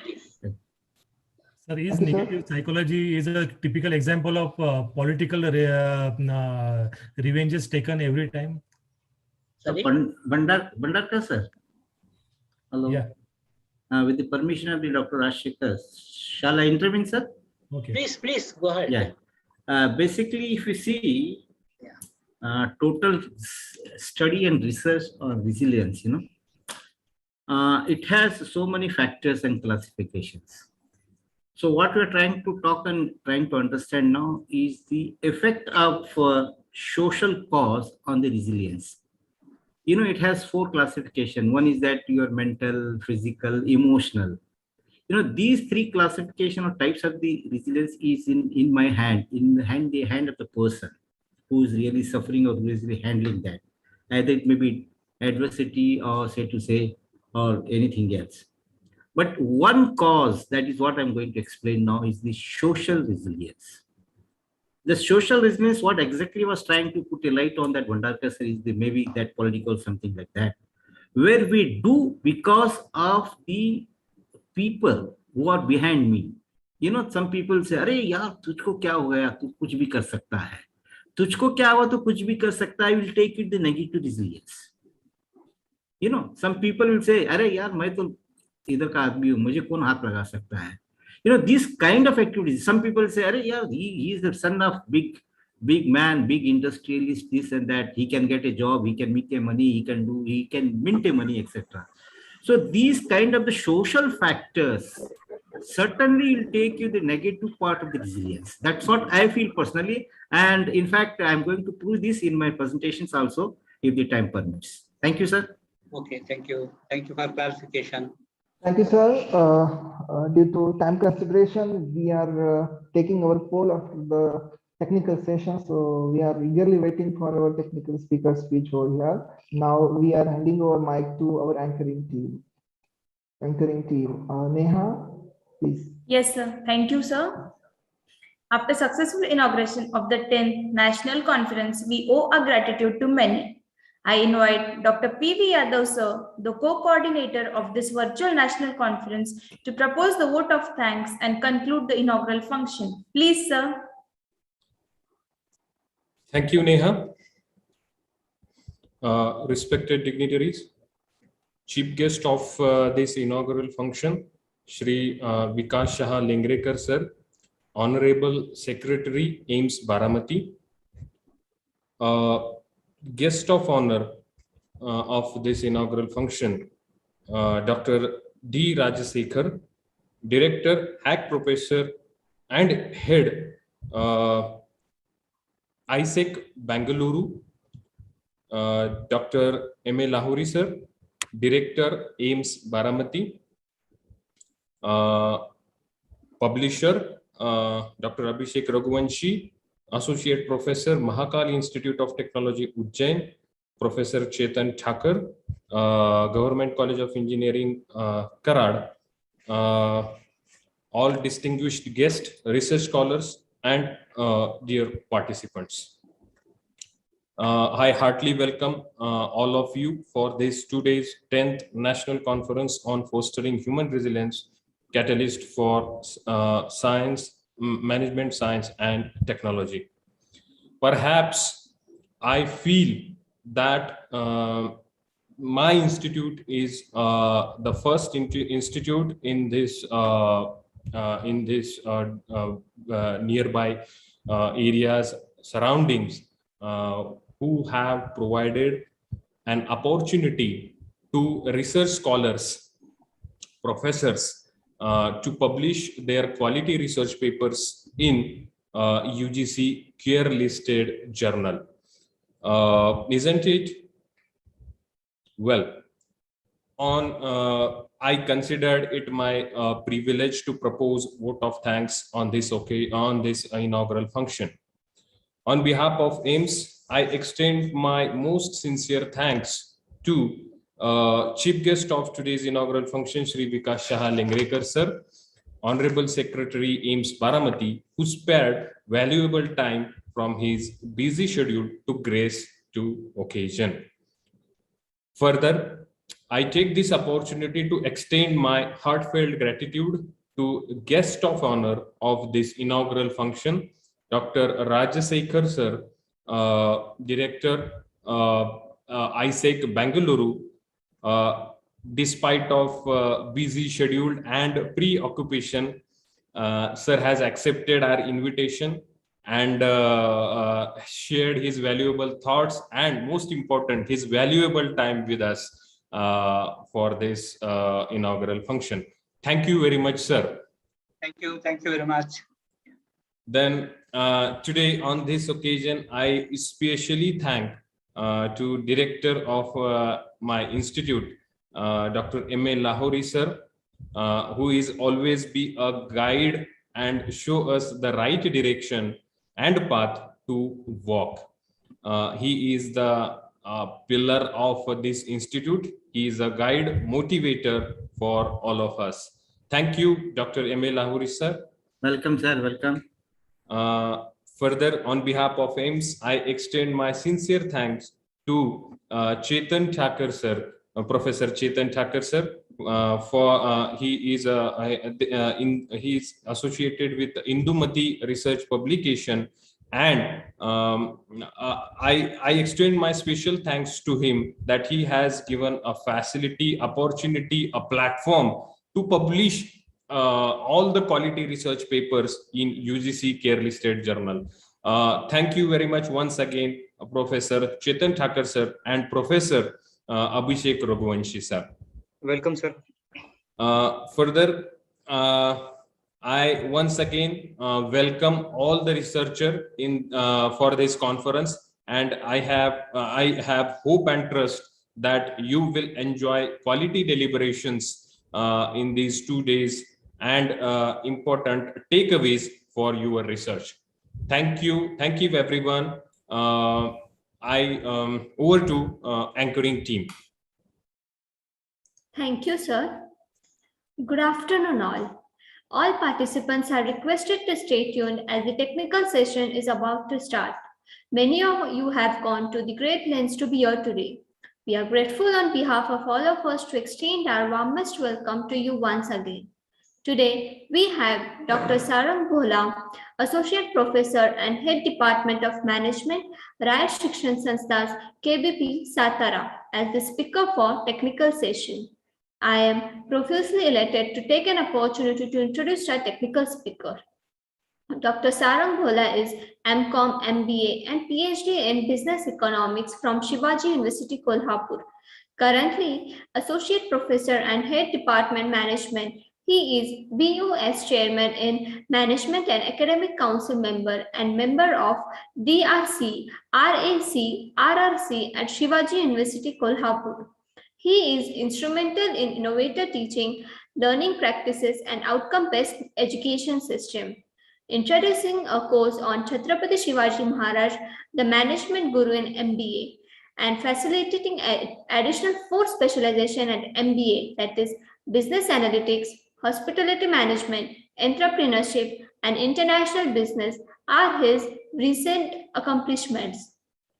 Beyond Shivaji University, our distinguished speaker is also a member, Board of Interdisciplinary Studies, Vishwakarma University, Pune, member of BOS BPA Department, TC College, Baramati, Executive Editor of Research Journal Ethos, and external referee for MPhil and PhD at Pune University, Mumbai University, Cyber North Maharashtra University, Jalgaon at D.R. Patil University, Pune. It is my privilege to invite Dr. Sarang Bhola sir for the technical address. Sir will be taking on quality research. Please, sir.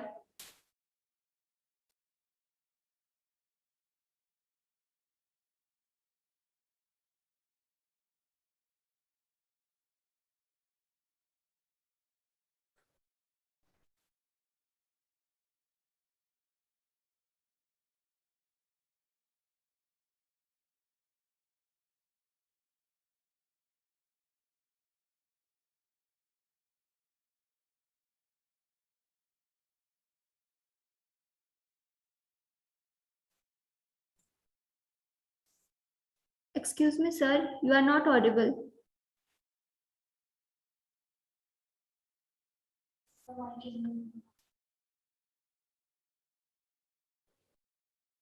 Yeah, thank you.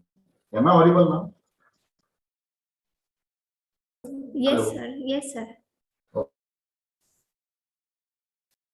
Fine. Can I receive the rights to share my PPT? Yes, sir, please.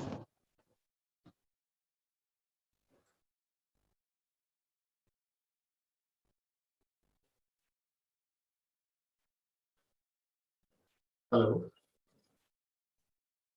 Yes, sir. Sir, please, sir, can share.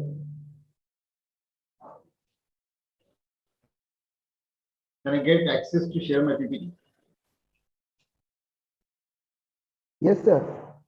Sir, can share now.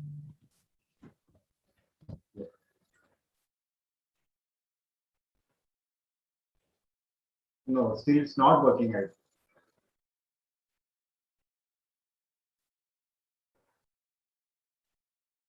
Or it's not working.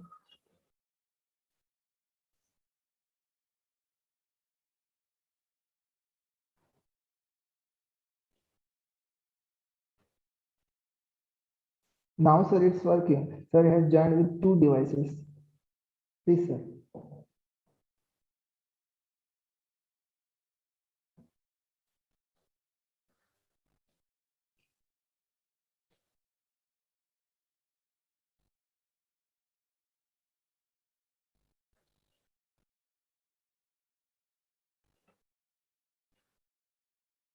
Yeah.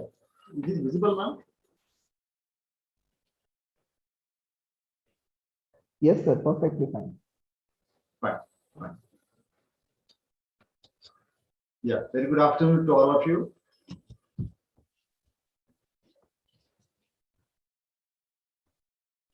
Shall I start?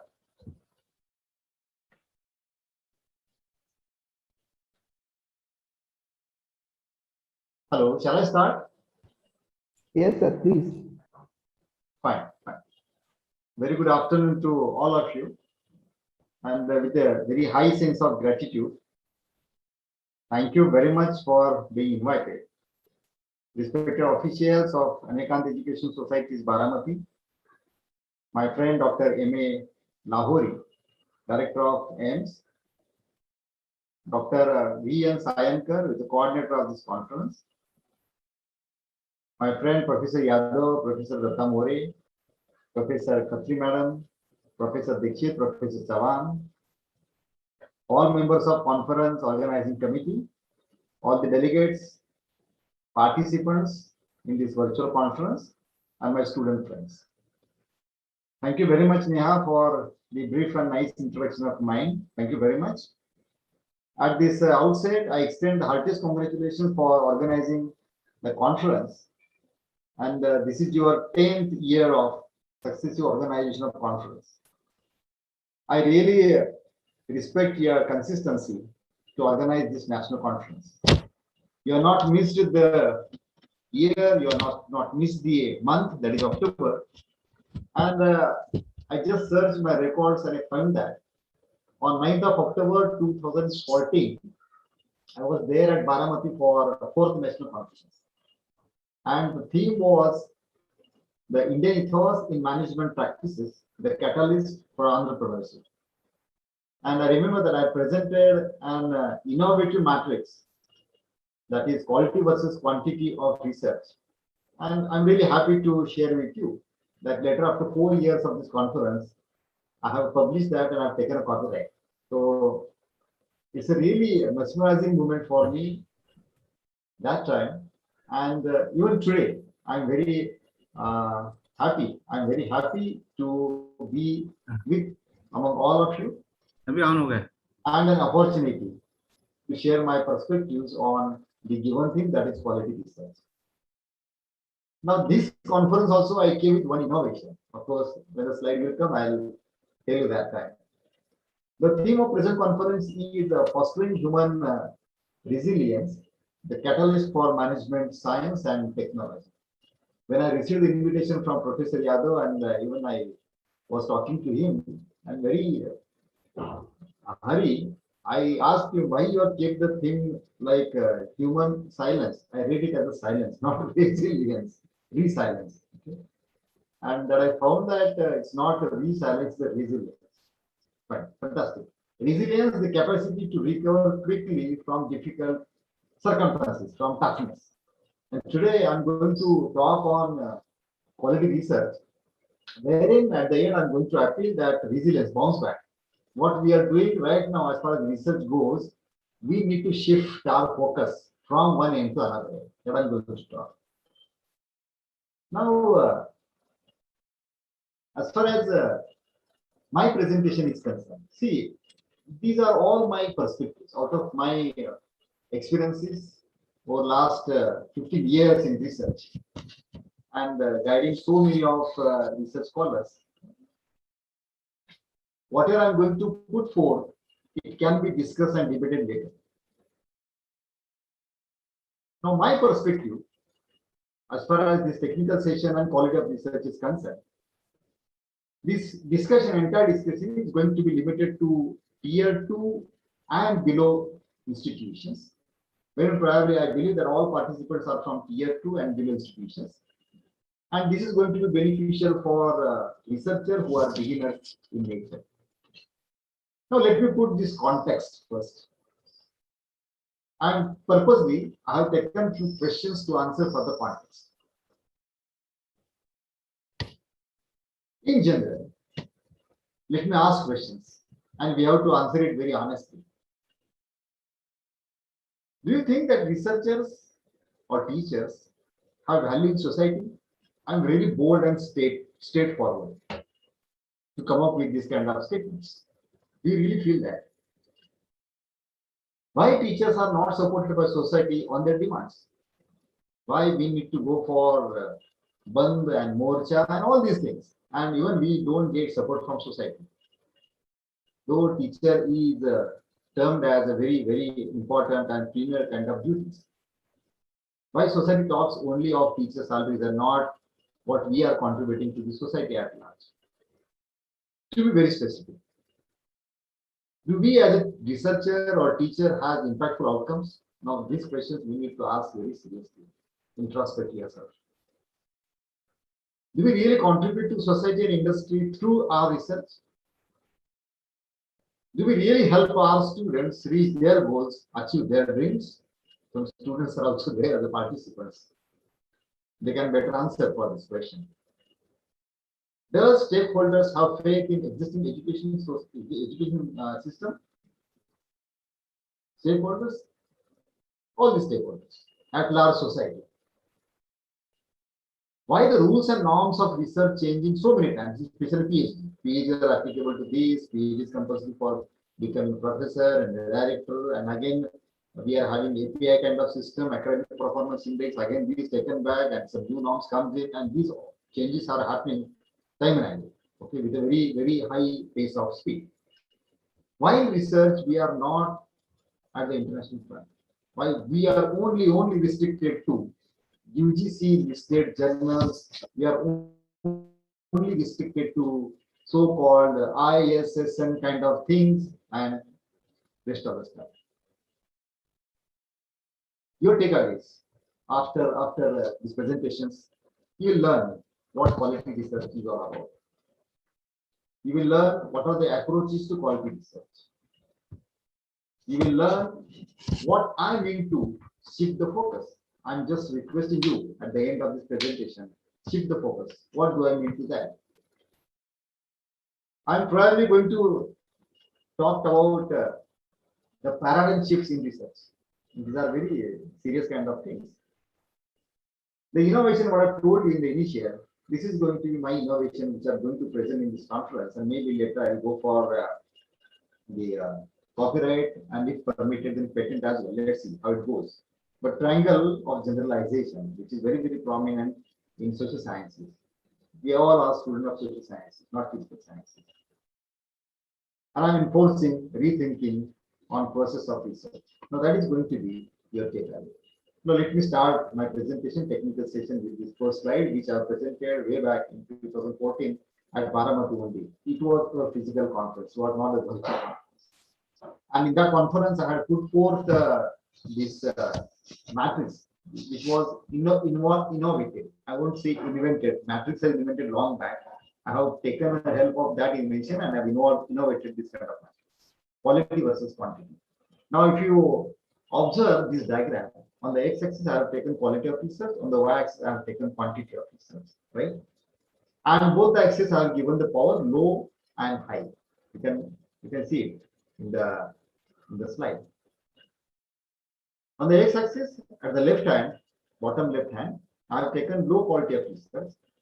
At the bottom right hand, high quality of research. And on the y-axis, I have taken quantity of research, low quantity of research, and high quantity of research. And that gives me 2 by 2 matrix. Now the down left quadrant, I have labeled it as beginners. Now beginners generally they produce, and it's a general thing. I'm not talking about the exceptional kind of people. And again, I'm reminding to you, my entire discussion would be limited to the tier 2 colleges and the professors and the faculty members or students who are studying in tier 2 college, like your college and my college, right? So they are the beginners. This is what the labeling I have given. And the beginners, they are thirsty for the early publications because their early score is 0. They wanted to have some at least 1 or 2 or 5 publications to their credit because they believe that it helps to build their resume, right? I can understand their thirst. And at that stage, primarily, the quality of research is again the low. Now, in the thirst to increase the quality, it might possible that the beginners, they'll shift to a quadrant, which is a second quadrant hardcore research, okay, which is there into this slide. I'm just showing it with the help of cursor. Hardcore researcher, they are likely to produce a high kind of quality research, but their quantity of research is low. It's a good attitude. It's a good approach. But what happened with the people like me? Even I got into the syndrome of high quantity and low quality. I would call it as a syndrome, right?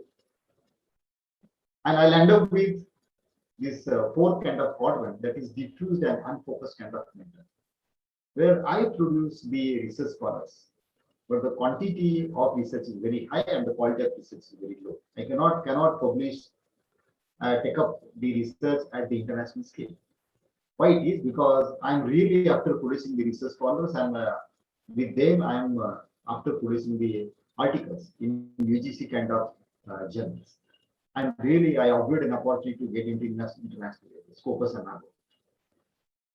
And the third quadrant, I've labeled it as the wisdom consultant. They are the people basically from tier 1 business schools throughout the world. I am an IITs from India. They are the people who produce high quality and high quantity, and they are the real contributors.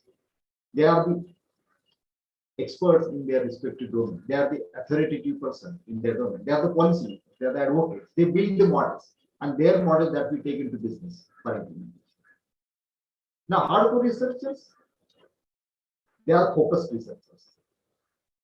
They work in 1 or 2, maximum 2 domains simultaneously.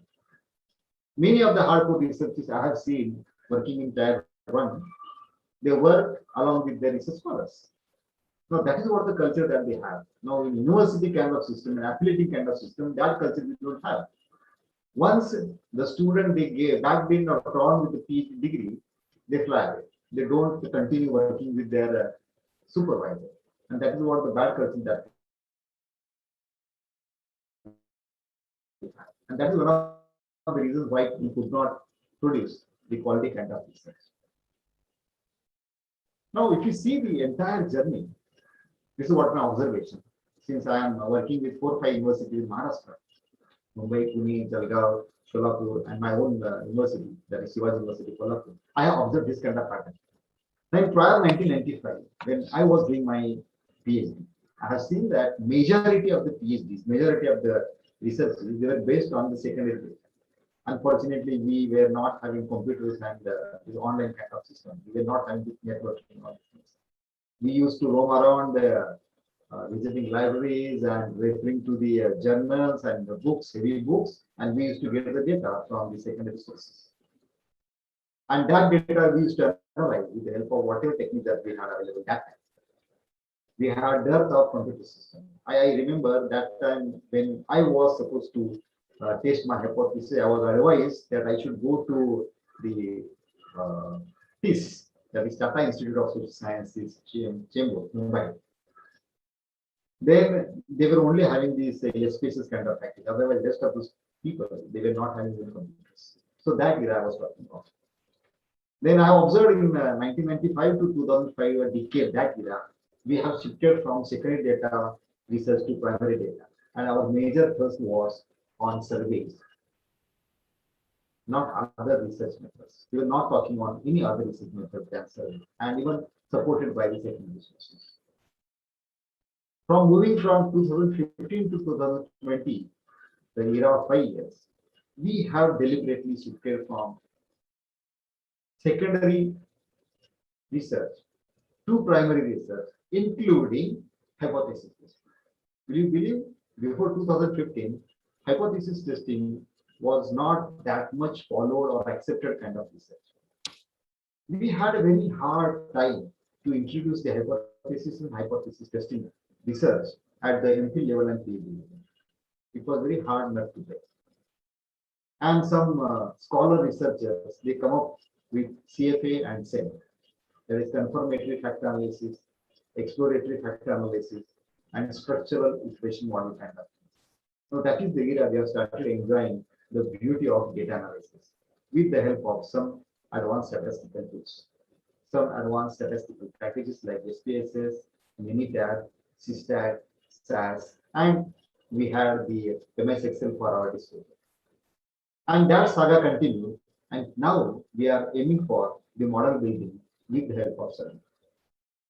If you observe the entire voyage right from 1995 to 2020, what I conclude out of it is our major thrust is on two aspects. One is survey, and second is with the help of survey, whatever data that we get, we have to test the hypothesis, and we have to go for little bit kind of model building. Little bit kind of model building. The entire voyage, if I study and conclude, then we have only one methodology, that is gap analysis. What we used to do is, we used to study a huge literature, maybe so many books and so many research articles. Still today, the saga continues. We read the books, we read the articles, we read all secondary sources, and we try to find out the gap in between. And then our focus is to bridge this gap, conducting a survey. Prepare questionnaire, go through the samples, conduct a survey, and again you try to contribute to bridge that particular gap. My friends, we have never thought of problematization. Please understand this. Now, this is what the thing which I'm going to discuss. We have never gone for problematization. I'm not talking about exceptions. Exception could be there. Have you ever thought of ontology? Have you ever thought of epistemology? No. What is ontology? Ontology, it seeks the reasons for doing the research. Now, do we have one reason or do we have multiple reasons to go for a research? And epistemology, we try to understand, or epistemology talks about how to reach out to the real knowledge. But my friends, in our voyage of journey, in our voyage of research, we never talk about the ontology, we never talk about the epistemology. I'm not going to deliver an entire session on this ontology and epistemology and methodology and methods and all these things. This comes with, an independent kind of session that we'll have sometime later. But just I want to sensitize you that whatever research that we are conducting right now, it has got only single kind of pattern. And there are so many other patterns that we are obturating, and that is very costly for us. Why we are not at the international level? Why our researches are not accepted by the top 1 journals in the world? This is one of the reasons that we are only focusing on gap analysis and nothing else. So we need to go for shifting of our thoughts. What present scenario we have for the research? See, I'm having two slides. One talks about the present scenario, and second is what we actually need to do. And this is serious issue. Presently, we think about topic selection. Have you ever talk about problem selection? Whenever I ask a research scholar, what is the theme you are doing the research? Invariably, the research scholars, they talk about the topic and they don't talk about the problem what they are studying. The questions which they answer, they don't talk about that. They talk about the gap analysis. Some of the research scholars I have observed, they take up a very good paper published at the international level, which is the best paper probably in that domain. They take up that and they try to imitate, they try to copy it.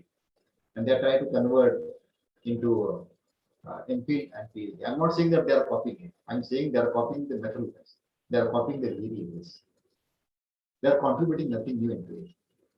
If something has done in USA, something has done in Malaysia, something has done in Bhutan and Thailand, it has not been done in India, that in Maharashtra, I'll do it. This is the research. Now we have to give a serious thought to this. We are finding very stereotyping and proliferation of research.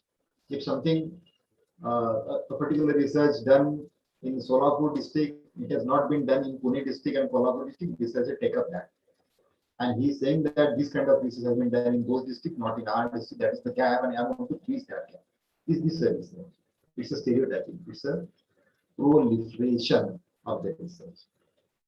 Merely we come out with a survey report. What we do is our general trend is we have a couple of variables from view of literature. We put all these variables in our questionnaire. We take up that questionnaire to the samples. We collect the data. We analyze the data. It is just a survey. Okay. Do we ever go into the data beyond survey? Hardly.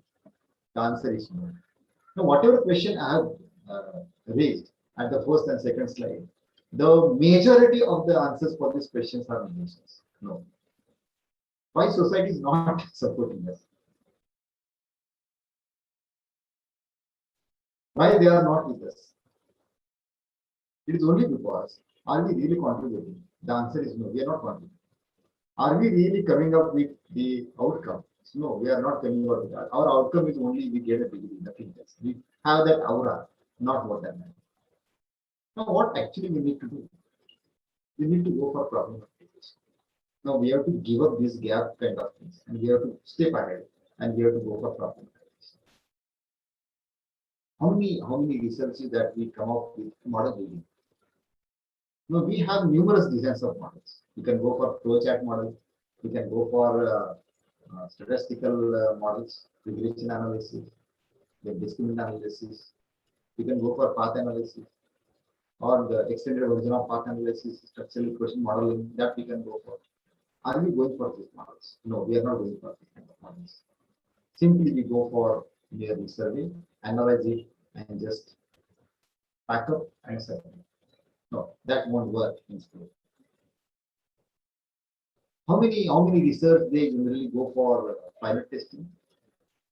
Hardly. I'm talking with that responsibility because I'm also referring to so many of universities for PhD. I hardly see that pilot testing is there into their research. And that is the reason I find we have a problem of generalization of research. And if the generalization of research is not there, if the error-based research is not there, we cannot go for generalization. And if generalization is not there, then your paper, your research is not going to be accepted at the international level. That will be the problem. So, my friends, we have to be very serious about this. Again, I'm requesting all of you, give a serious thought. Can we obviate gap analysis and can we go for problem analysis? Yes, we can go for problem analysis. And what actually we end up with the research is, it is but obvious kind of situation. If I tell you, or if someone tells me, sir, this is what my research is, these are the conclusions, I just answer myself. This is but obvious. What new thing that you have found it out? Nothing, no. The young people, they invest in the risky instruments. The elderly people, they invest in safe instruments. If you are out, if this is what your outcome of the portfolio analysis research, then that is but obvious. Nothing new into it, isn't it? So every research is expected that we should contribute something new into it. Okay? And I personally feel at many times where you end up your research, actually that is the point that where you have to start. Okay, that should have been the other point where you have to start for the research and you have to launch the new kind of research. Okay. Now, what should be the process of research? Now, this everyone follows: input versus and output. But I have some different points to elaborate. Now, henceforth, the input for the research should be problematization and model building. That should be the input. Of course, I'm not taking all the points. I'm not saying that review of literacy is not important. Review of literacy is important. But we have to study the reviews just to check whatever problematization I'm having, whether this problematization has been dealt earlier or not. That is the only meaning to review the literature. Otherwise, no. When it comes to problematization, review of literature has less importance as compared to gap analysis, because gap analysis is entirely based on review of literature. It's not the problematization. Problematization, we have to go for a different kind of ontology and epistemology. Because in problematization, there cannot be one kind of solution. There cannot be one kind of reality. The reality could be different. As the movement segment changes, as the movement, the groups of people changes, as the movement country changes, as the movement religion changes, as the movement, the different scenario are changing, as the movement time is changing, the nature of problem could change. We believe, yes, it is. Now we have just coming out and we started coming out from this corona. What was there early corona? What was there in the period of corona? And what would be there after corona? All these three scenarios are altogether different. And that is the reason problematization in all these three scenarios has to be different, And that we need to understand. What happens with the gap analysis is we are external to the party. Yes. And what happens with the problematization, we are the part of that particular problem. We try to put ourselves into that particular population, okay? And then we see to the research problem from that domain. And these two are different kind of approaches. So model building should be the integral part of research. When we have a problematization, we can better build a model. Now what to do with that? You have to go for pilots, not one pilot. You have to go for the pilot. Again, you have to go for the pilot. Go for 3 pilots, 4 pilots, 5 pilots, more than that. And you'll find that one day your model has very little errors. Why do we stop with R square 0.7, 0.6? Why don't we do the efforts to be in R square 0.8, 0.9, 0.98, something like that, when you have very less errors? I'm expecting that our research should be errors, and then only we can think of generalization. I hardly find any model from Indian social scientists which really helps to solve the social problems. We don't have. You know, we have. I always talk about this. We have numerous researches in cooperatives in Maharashtra. Almost all universities, from commerce and management and from economics, we have dozens and hundreds of research probably on cooperatives. But that doesn't help to get cure the illness of cooperatives or cooperatives dying. Why it is? Because we have never gone for problematization. We have only gone for gap analysis. And gap analysis is not the ultimate solution to solve the social problems or maybe the problems of industry. We have to think of problematization. You have to go for pilots, my friends. Pilot is not a formality. Pilot is a very, very serious issue. Okay.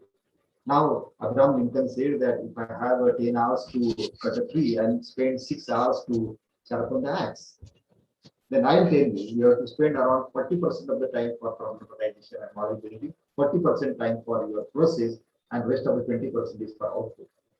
Output is not that important when you have a very eager into input and process. Because you have pilot it, repilot it, and in the process of pilot and repilot, you are thinking about all kind of variables. Don't only think about dependent variable and independent variable. We are having moderating variables, we are having implementing variables, we are having latent variables. So all these variables, extraneous variables probably help you out to minimize the errors. Rather it is, yes. So you have to think about all these variables. And when you consider the gamut of variables under different criteria, your model becomes robust. and you take that model to a different kind of people, different kind of circumstances, it works. Always in the class, I give example of Sarvapul model. It is being proposed by Parshuraman and Jaitman. It is there for the study of MD students in services marketing. You take that model today, you'll find that if you collect the data from 100, 150 samples, and you just apply the confirmative factor analysis, you'll get 5 factors. Till today, in any circumstance, it works. It is errorless model. Okay? Even one of my thesis, I have challenged that model, and I added 4 more parameters. But that model is so resilient, and that model is so flexible. It takes all these minute 4 variables. That works, right? So that kind of model that we are expecting, which will really address the social and industrial problem. I urge the beginners in research, just study ethnographic research or ethnographic style. I'll tell you what it is in a nutshell. Ethnographic style, wherein researcher is not the external party of research. Now, what we are doing is we are remaining external part of research, and we are just interviewing the samples. Don't do that. Try to be in the shoes of the sample. Try to be in the shoes of population. You empathize it, not sympathize. You empathize it. You experience that. You live with that group. If you are studying in a banking, you be into the bank. Work with them. Spend hours and days together, and then you will experience what exactly the problem is and how we can think of a solution. Merely asking, we cannot come down to the conclusions. No, that is not the very bold, I think, step that we are taking to conclude it. And again, boldly we are suggesting something on the basis of conclusions which are wrong. And when you do all these things, inputs and processes, spending 80% of your time, you have 20% of the time, or your 20% of the efforts are merely whatever you have purified, you have to collect the final data from the masses, and you have to generalize it. That's it. And then you can really give the prescriptions, not suggestions. Prescriptions, it means that you are prescribing the things to solve that particular problem. So this should be the process of research. Now, this is, please understand, this is a technical session, and I would be more and more technical for that matter. Yes, Lahori sir, you have to say something. Yeah, sir, where this hypothesis will come in between? Yeah, thank you for the question. Where the when hypothesis? It comes to, yeah, I'm answering. When it comes to the gap analysis, the foremost point is the hypothesis and hypothesis testing. That doesn't mean that hypothesis testing is not there in the problematization. It is not that. It's not like that. Okay? You must have heard of deductive and inductive kind of studies, sir. Okay. In deductive kind of study, the prominent importance goes to hypothesis. And in inductive kind of study, the prominent importance goes to problematization and the different areas and realms of problematization. Hypothesis is there in both the cases. Hypothesis is there, but the importance of hypothesis changes. Okay. Again, I am repeating. In a deductive kind of study, the foremost importance goes to hypothesis. But in inductive kind of studies, hypothesis does not carry that important as compared to deductive studies. That's it. That is the difference. Hypothesis comes. I hope that I answered your question. Thank you, sir. Yeah. Sir, is there any research without hypothesis? Is there any research without hypothesis? There could be. There could be. See, there are different of opinions about hypothesis should be there, should not be there. No. Then the importance of hypothesis may not be there in the research. If we have the importance of hypothesis is there in deductive research, and there is less importance of hypothesis into abductive research and inductive research. There are three basically what you can say methodological choices or research approaches. It is there into the diagram. Okay, we are having inductive research, deductive research, and abductive research. Okay. In inductive research and abductive research, we have more focus on the happenings into the society. Okay, what real happenings are there into the society? Okay. Now see, earlier we have not Corona kind of style or Corona kind of system. This pandemic was not there. It was there way back in 50, 60 years back. And unfortunately, that time we don't have studies. But now we have studies on the basis of Corona. Now Corona, I mean, you don't find any real potential for that, isn't it? Yeah. Okay, so on that basis, we cannot launch the research on the basis of review of literature for studying the corona kind of pandemic. For studying this kind of pandemic, we should go for, rather we must go for inductive kind of research or objective kind of research. That should be the approach. Yes, sir. Thank you, sir. Fine. Now, this is what a very beautiful diagram that I came.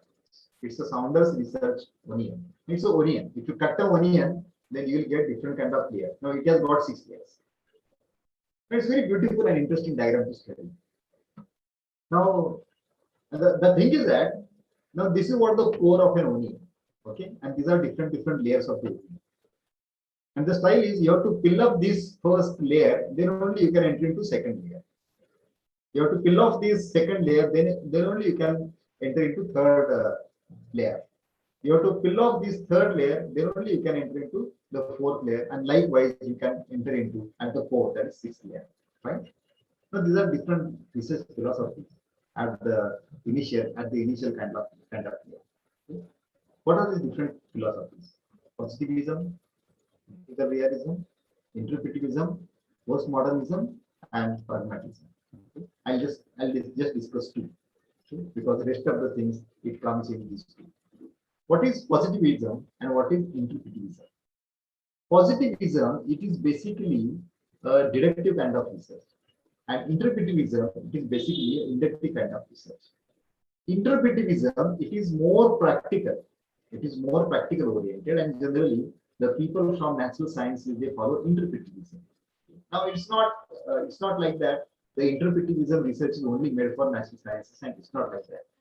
Even social sciences scientists can also go for interpretivism, but we are not gone for it. Okay? We have very less application of the interpretivism. In interpretivism, we are having more problematization and less hypothesis. And in a positivism, we are having less problematization and more hypothesis. In positivism, the researcher, they believe there is only one real fact, okay? And in interpretivism, the researcher believes there could be different real facts, and we need to go into the depth of all these different real facts. And that is the reason hypothesis is very difficult into interpretivism. I hope that we are getting it. Now, this is what the research philosophy. Now, my question is, those who are listening to me, have we ever considered research philosophy for our research? No, we are not considered. What we do is directly we jump on methodology. Our style is, and we frame a hypothesis. Even that hypothesis is not that strong enough, I would say. And on the basis of that hypothesis, to test that hypothesis, we directly jump to collect the data. That's it. And the style of collecting data is also same in most of the cases, 90% and plus cases. The style of collecting data is questionnaire, schedule, and need to sample and invite people. That's it. Not more than that. I will show you with the help of this diagram itself. Then if you peel off the first layer of onion, you come to the second layer of onion, that is the research approach. Now we have prominently 3 research approaches. One is inductive, second is deductive, and third is abductive. Abductive, it's a fusion of this inductive and deductive. It's quite interesting approach. In inductive approach, we have the practical aspects. From practical aspects, we directly jump to the looking at the pattern, different kind of patterns. And while looking at the different kind of patterns, then we go for the hypothesis. So hypothesis is not there, it's not like that. Hypothesis is there in inductive. Okay. We have an observation, we have a pattern, we hypothesis, and from hypothesis we go for theory. But what happened with the deductive approach? In deductive approach, first we have a theory, then we go for the hypothesis, then we observe things, and then we confirm the things. See, it is just a confirmation. We confirm these things, and then we claim that whatever gap that we were finding out, that gap I have breached it with this confirmation. That's it. It is new. I'm not saying it's not new. But again, the thing is that from the viewpoint of academician, what is our contribution? Only bridging the gap? What about the applications? In interpretivism, we are having more applications. Okay, no doubt we are bridging the gap. We can do it, we can do it. That is abductive research. In abductive research, we have both the things. Simultaneously, I am observing a phenomena into the society. Simultaneously, whatever comes to me, of a sudden, I am observing that. Simultaneously, I am reviewing the literature, and then I am building the hypothesis. That's it. So this is very beautiful kind of combination. See, my friends, there is a continuum. There is a continuum. You understand continuum? 5 points here. At one end, we are having one, and another end, we are having 5. So in this continuum, whether you have to focus on gap filling or at another end, you have to focus on problem solving. There are 2 ends of this continuum. Okay, so for example, this is the continuum. At one end, you can either go for gap filling.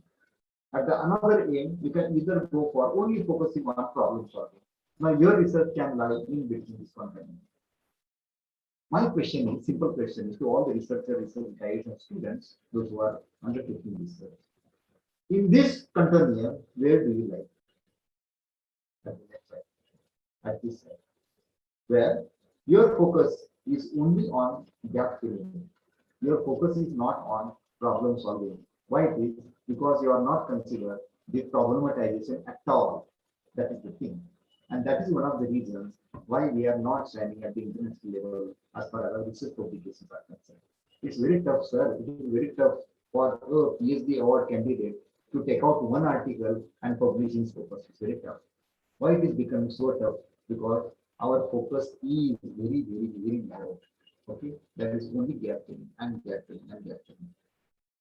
We are only focusing on gap filling and proliferation. That is very bad culture that we have in India as far as our research goes. And we should very seriously think about that. Okay. Now this is what the second layer. We fill off second layer and then we get into the methodological kind of choice. Now we have 3 prominent methodological choices. One is qualitative methodology, second is quantitative methodology, and third is mixed methodology. Okay. Very interesting. If you go for deductive kind of research, okay, this is what the general style we have. We go for quantitative kind of methodological choice. We go for survey and we go for cross-section analysis to correct the data. See, I'm showing you the approach what we are following contemporarily. You need to agree with that. We have positivism, and from positivism, we take the approach, the deductive approach. We go for quantitative kind of data. This is quantitative, no? Yes, this is quantitative kind of data. For that, we have a research strategy called survey, and from survey, most probably we'll go for cross-sectional kind of data, and then we collect the data and we analyze the data. Okay, very few researches from our social sciences fraternity, they go for longitudinal kind of data, okay, especially the students who are from finance, the students who are from accountancy, those who are doing research, they require this longitudinal kind of data, okay, ERA data, okay, year-wise they have a data.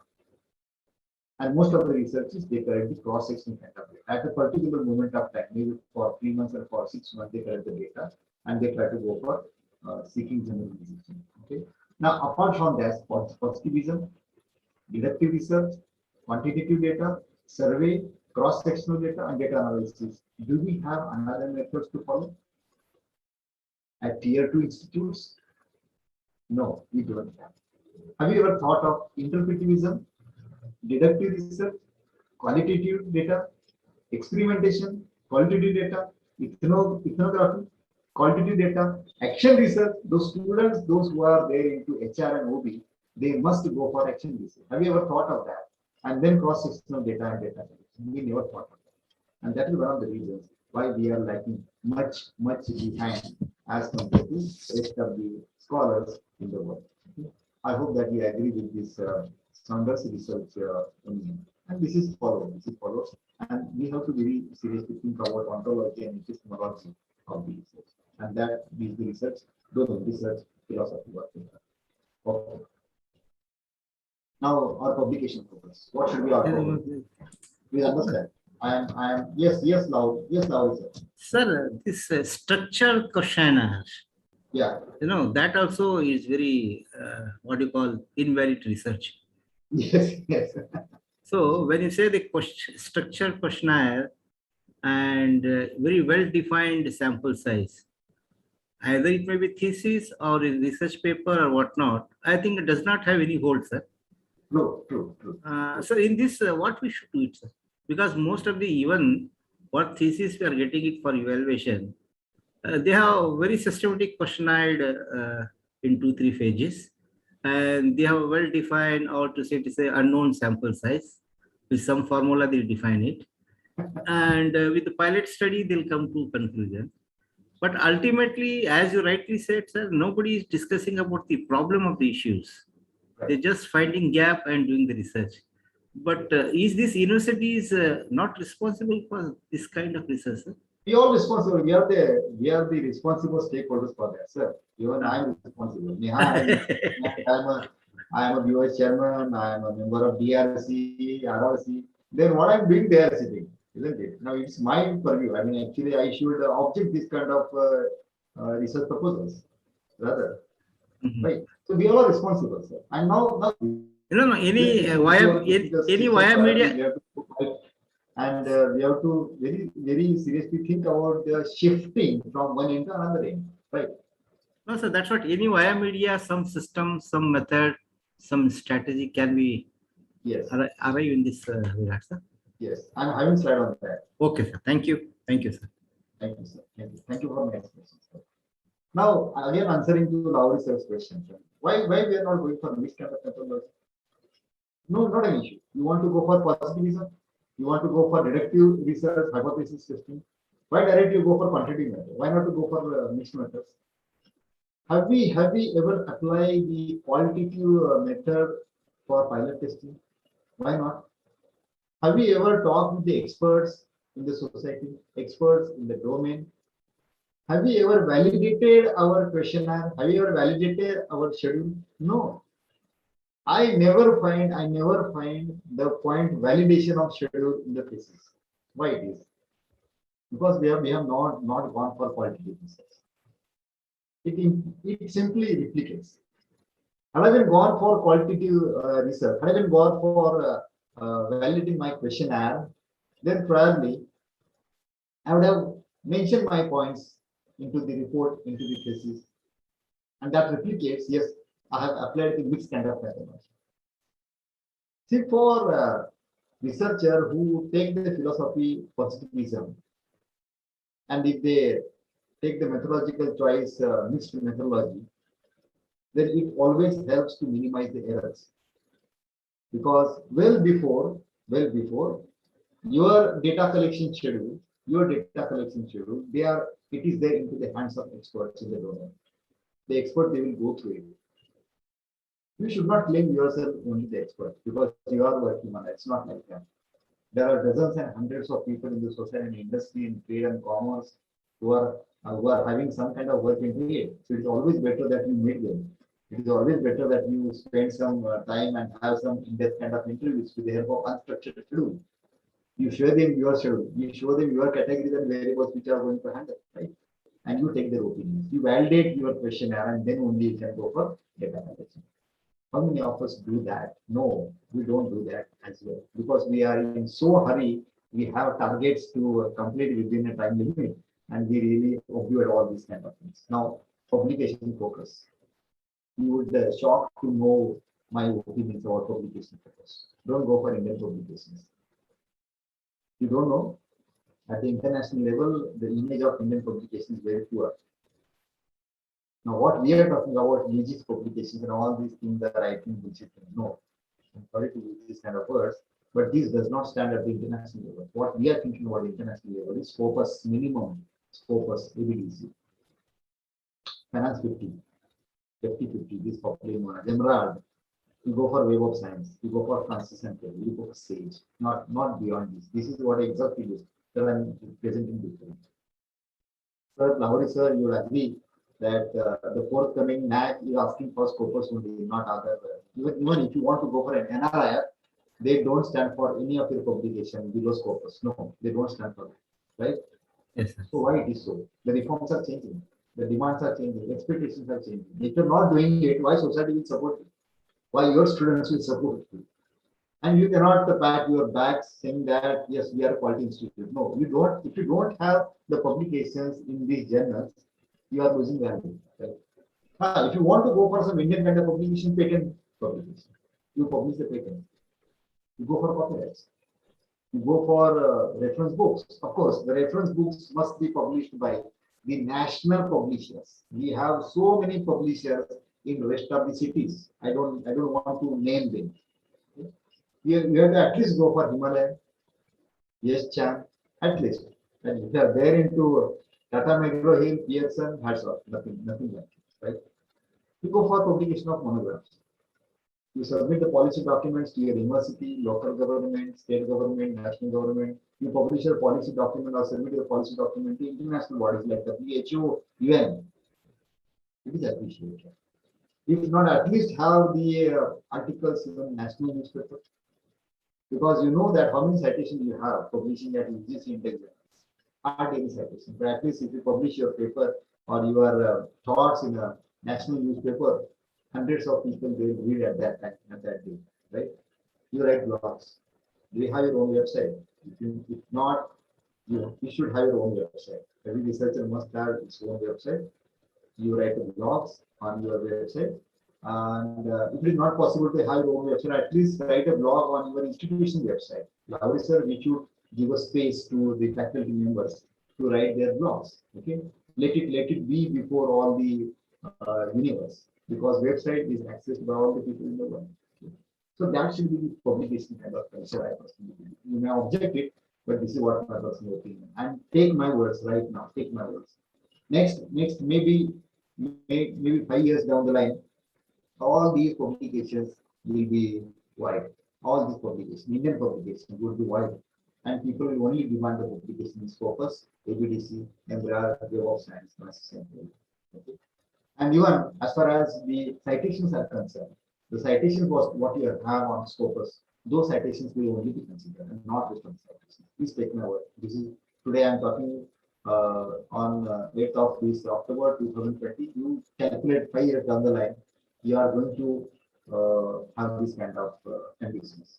Okay, maybe from the AICT, maybe from UGC, or maybe from NRI. Okay, even NAC, they are asking, NBA, they are asking this kind of publication. Okay, and we don't have. Okay, and why we don't have? I'll just narrate it. Fine. Okay. To move ahead, this is what my innovation, which I'm going to present first time before you. The rest of the things I keep on discussing in the class and before the scholars and many such kind of conferences. But this is the slide which I'm going to present at the first time. Triangle of generalization. And this is what my innovation, maybe 2 years after, probably, when this diagram reaches its maturity, I'll go for copywriting this diagram, right? Now, this is what the triangle of generalization. Now, every social science scientist, they feel that they want that my study should be generalized. Now, this is good enough. I mean, this wish is good enough, and we are trying for that. But probably sometimes some research scholars, they did not get guidance. Sometimes some resources constraints are there, because working in two-tier kind of system and aiming publication at the Scopus and international level, I know, I understand it's very hard to do, because we are having so many of resource constraints. But again, crossing those all resource constraints, if you want to go for generalization, this triangle is very much used to it, right?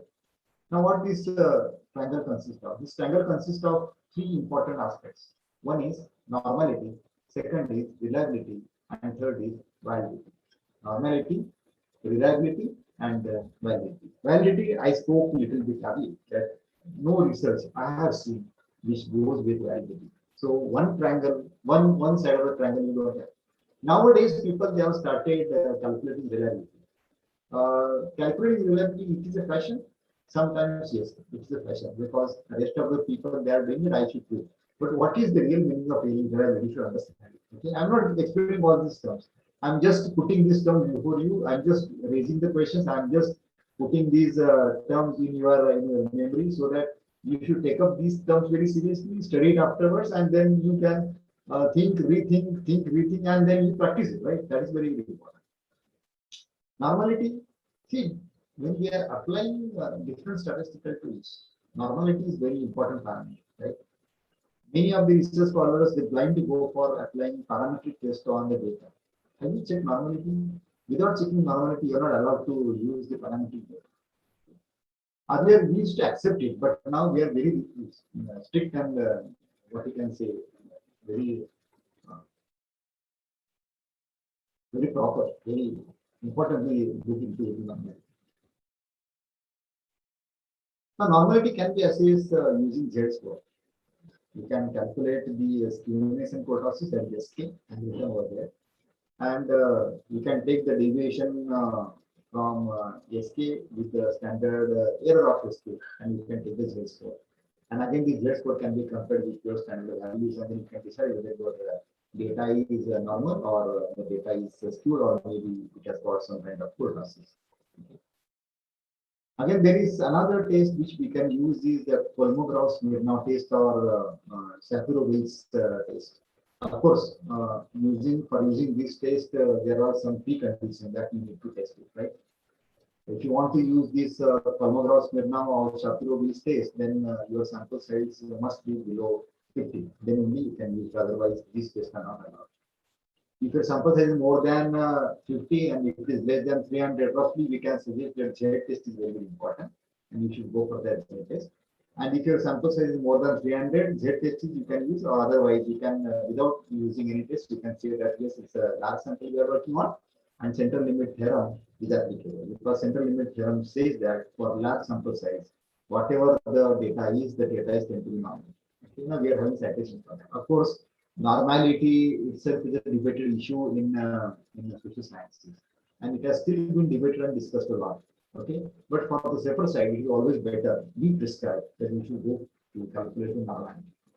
If the data is normal, then only you are allowed to go for parametric test. Otherwise, you have to stick with non-parametric test, right?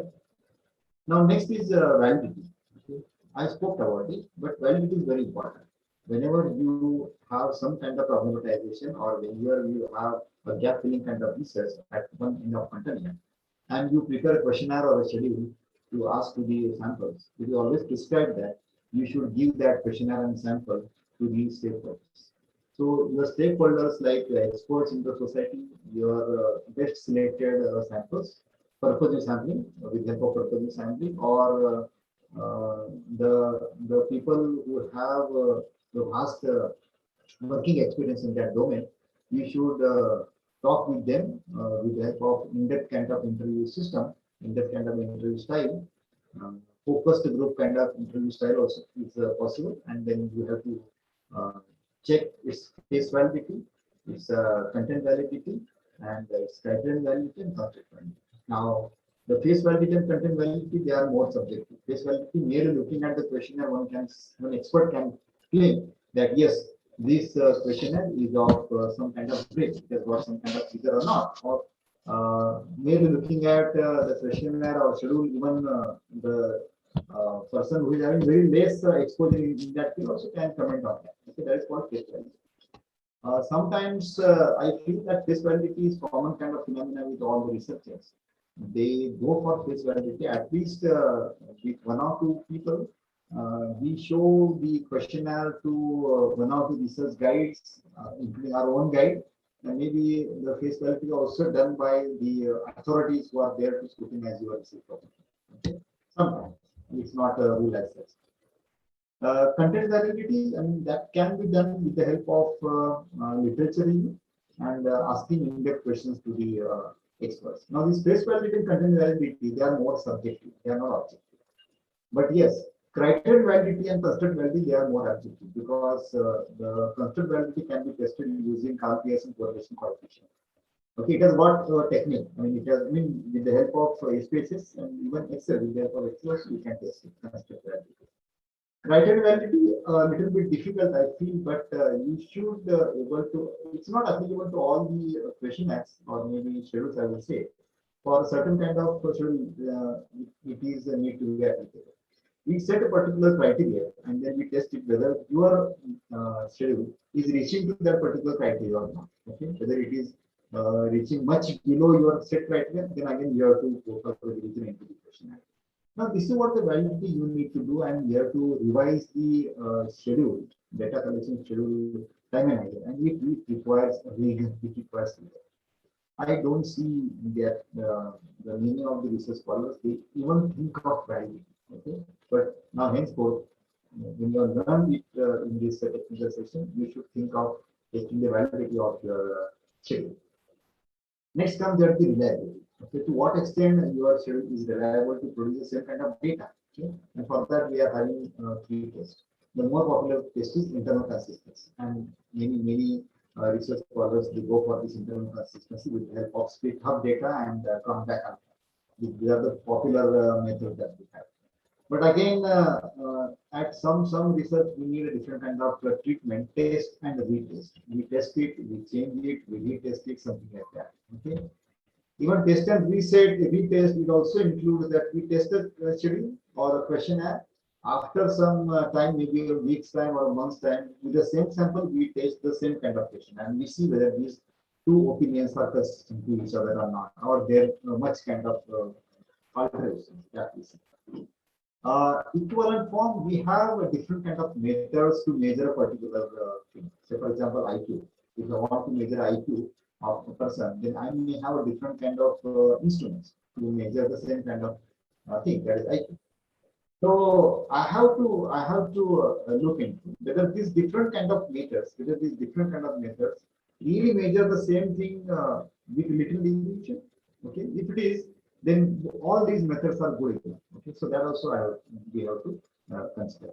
So in the strangle of generalization, I want to propose the three important aspects of generalization: normality, validity, and reliability. And if you have this, and if you could able to work out it properly and minimizing the error, then probably there is possibility that your research has more generalization, and even the research will have more acceptability at the international level. Okay. Some time back, I was talking about the shift in the focus. Okay. Today, we have the spotlight on business quantity. You like this?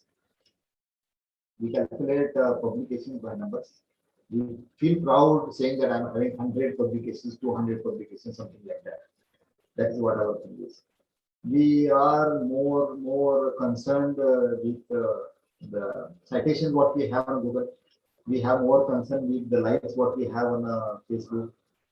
We are madly running after publication of textbook, and some of the publishers, they are offering you such kind of easy way to publish the textbook.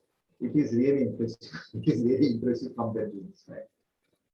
I don't name few of the publications which are prominent enough there into Pune University, but now again we have witnessed some in Shiva University also some publications that come up.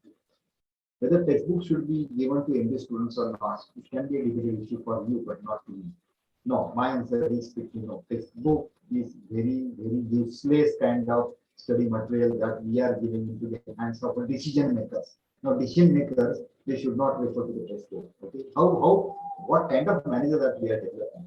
Merely giving textbook and making them score more than distinction. Are we really giving? Are we really creating managers for decision makers? No, not at all. We should put our students into the habit of reading the reference books. We should put our students into the habit of reading the case studies, discuss the case studies. Okay, the regular kind of classes are used as I personally believe that more than beyond the regular classes, we should have the classes on debates and discussion on different industry issues. And the literature is backed up from the reference kind of books. And even my urge to the faculty members is don't run after the textbook. Okay, we are maligning the entire system. We are just disturbing the entire system. We should always reach for reference book. Now we are having this spotlight kind of syndrome. I mean, if I do not get the numbers, if I do not get the thumbs, if I do not get the likes, I get disturbed, and then I do such kind of things which makes me to do more likes, more thumbs. Okay, now this is what the spotlight syndrome we are called by. Don't go for that. Okay, this is a syndrome. Okay, please understand that. Okay, and that is very momentary. What this is not going to last for long. These thumbs and likes and these are not going to last for long. I see unfortunately that some of our colleagues are self-declared experts, and that is again a very kind of Google citations. World does not accept. I mean, the quality people they does not accept even the Google citations. You will wonder to listen to me, but recently I have joined completed one paper development program where I'm really convinced with that. Yes, Google citation, because all the DBS and cloned journals, they are there in the Google citation. And if I publish my article in a cloned and DBA journal, and if that journal is cited, then it's okay, because the journal itself is a very DBase and clone, isn't it? So it does not carry any kind of shift your focus from quantity to quality research. Now, what we are focusing on? We are not focusing on spotlight syndrome. We are not going to be into caught of spotlight syndromes. Only we are going to publish in the internationally acclaimed journals. One article in a year, one article in 2 years. That means Scopus enough. It is enough. Hats off. Because publication one Scopus H index article, it takes much effort. It takes much, okay? And that is respected at the international level. Okay. Have your ORCID account, have the account on ResearchGate, publish reference books, go for IPR, go for patent, go for copyrights, and let's not got caught by this spotlight kind of syndrome. Because spotlight kind of syndrome, it is momentary, it will not long for us. Now these two scenarios that I'm presenting before you. One is quantity of research and another is quality of research. Now what we have to do is, right from now today we are into the domain of quantity of research, and from that domain we have to shift our focus to quality of research. Am I on the right track and the right time? How much time do I have?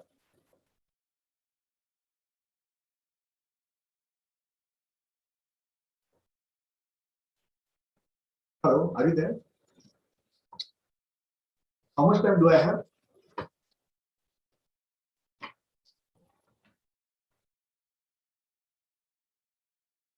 Can you hear me?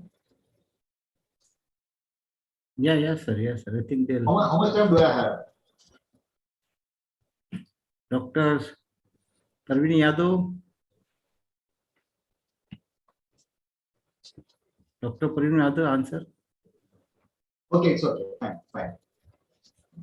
You can let me know afterwards as well. Okay. Now, I really adore these two people from Indian scenario. They are mass players, of course, Amir Khan and Nagaraj Mandir. You would wonder why I'm talking about these directors in the technical section of research. Okay. You won't believe if I say that they are good researchers. They are good researchers. If you see the peculiarity about these two personalities, Amir Khan and Nagaraj Mandir, they never run after quantity like another directors. They run after only quantity. So once in 5 years prior, the Nagaraj Mandir come out with a picture called Sera. It has a rigor of 10 to 15 years of study, 10 to 15 years of struggle. He put his muscle resources, all the things, and put it in one picture called Sera, and it's like anything. It makes a mistake. Okay? So I think we should be like that kind of perfectionist. I always tell my students of English, okay, instead of looking at the film Sera, it's a good movie, but they have making of the films. They have like a series of videos which are available on YouTube. Okay, and it is about typical getting the title. But in that, the Nagaraj Manjure's assistant director, I think she is Deshpande. She has come out with a very good making of the film Sera, and she has elaborated all the things what went into the making of Sera, unfolded very nicely. Even it talks about the economics of Sera, right? So you just see that, and you will really convince with my word that yes, Amir Khan and Nagaraj Manjure, they are the better researchers. They research a lot, they experiment a lot, and then they come out with a final product before you, which really generalized so nicely, accepted by so many people, accepted by masses, and people really crown with their creativity. And that kind of, I think, perfectionist we should have. Now, Lahori sir was talking about how to do all these things. Sir, we have to set up an ecosystem for research. Every institute must have this kind of ecosystem. Okay. Now, what way we can establish this ecosystem? What parameters or what variables that we have to consider to establish this? First of all, instead of individual research and keeping that research confidential, we should go for opening up our research to society. I've always urged even my research scholars that whenever we have a project, It should be there on your institute website as a working paper, or it should be there on a research gate as a project. If you go to my account of research gate, you will find now one project I'm working on, and whatever development we have, we host it on research gate. In an anticipation that the people in the world, they will visit it and they will suggest me some good ways by which I can go for general. Your research must be collaborative research. I mean, you should not limit your research to yourself and to your research partners. Now you should open up to the. Now it might possible that the domain of research that you are working in, with the same domain, rest of the people in the rest of the world they are working. Why not to pull all the resources? Why not to constitute a particular group? Okay, it's an informal group, and we conduct the research at the international level. Your research is now demanding interdisciplinary research. Interdisciplinary approach is now very important, and in a new education policy, we talk about interdisciplinary academics. The international collaborations of research does not talk about plagiarism-free research. Okay, now this is what the condition laid down by UGC as well, plagiarism. But now for all these activities, what we are doing, it must undergo the plagiarism. Now let me tell you, this presentation, what I am presenting before you, yesterday evening it has went under the plagiarism. It has got zero plagiarism. I am very happy to share with you. But whatever you do, and first it should go under the plagiarism. Now model building, testing, and retesting should be the habit, right? Because once your model is built, you should not stick up with that model, because there are changes into the society, there are changes into the economy, and likewise your model is going to be changed. Okay, your model is going to be challenged by the environment itself, and that challenge you have to accept. And it is always the happiest thing that you obviate, you reject your own model, and you are saying that now at that time that model was okay, but now with the change of economy, with the change of social differences, the model has changed. Now that way you have to reject your own models, and you have to reinvent the new kind of models, which will help to solve the problems in the society. Before the publication, you think about intellectual property. If you are doing some kind of invention, innovation, then probably you have to think about registering to its copyright, or maybe taking patent, or you can put that idea. If it is a business idea, you can put that idea into incubation. So that intellectual property rights you can think of. Focus on your research domain. Do not deviate from your research. So, for example, nowadays, if you are having some 8-9 faculties working on different domain research, just request them. Don't obviate your faculty, your domain. Now, just select a particular domain. So, for example, Rajshekhar was working on, I think, self-help group. I just overheard him.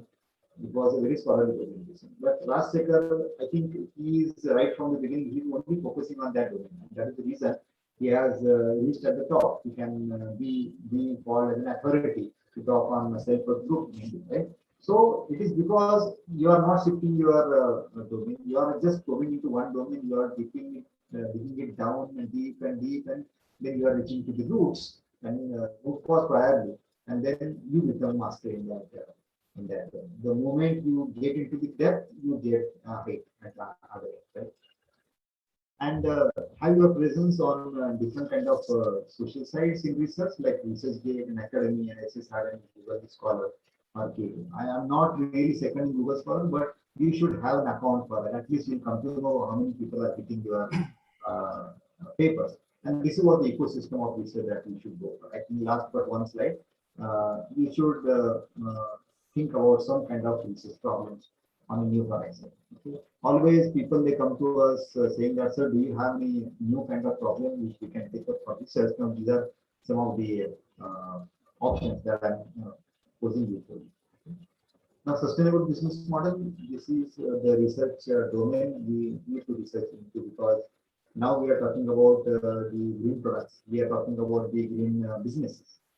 We are talking about the green commerce. Okay, everywhere earlier we used to use the word electronic. Now we are using the word green. Electronic banking, now we are using green. Okay, this kind of things. Second, there is green business strategy. What strategy that we can have so that we can induce the people to go for green business, green product. Okay, digital businesses, again, this is new era upcoming for our research. Changes in business of consumers when to pandemic, this kind of situation. Pandemic would not be there to feature but if this kind of situation crop up, then what kind of changes generally people that they have in their consumption, we should aware of it. Now the business models are changing very fast because of the digital platforms. Now we should understand what changes are going into the business model and how the people they are reacting to the changing business models. Rural development in a country like India is very important to study, and fortunately this area wherein the scholars from tier one do not cope there because they don't have access to rural area. They are there into the cities. Fortunately, we are having very good proximity to rural area. That is the reason. And in Indian scenario, of course, one graph is there after this. In Indian scenario, more than 70% of the population they live in rural area. So that is the mass we have. And we should take up their problems for our study, and we should try to find out the generalized kind of answer. Agro processing based entrepreneurship, I think this is one of the areas because we see we have abundant of agro products, but these agro products are not creating well. They are not creating value. Unfortunately, we see that because of dropping of the rates, many of the other products they go into spoil without harming anything. So we have to find out some kind of solutions to come up this problem of wastage of agro products. And I believe that one of the good and nice way to minimize this wastage and nullify the wastage is go for the agro-based kind of fundamental. Now there are a lot of issues on the bottom of the pyramid. The ways and means we can build up by uplifting people from rural poverty, and that is one of the issues because we have around 30% and plus people in India who are below poverty. It is our job to bring them into the mainstream of economy.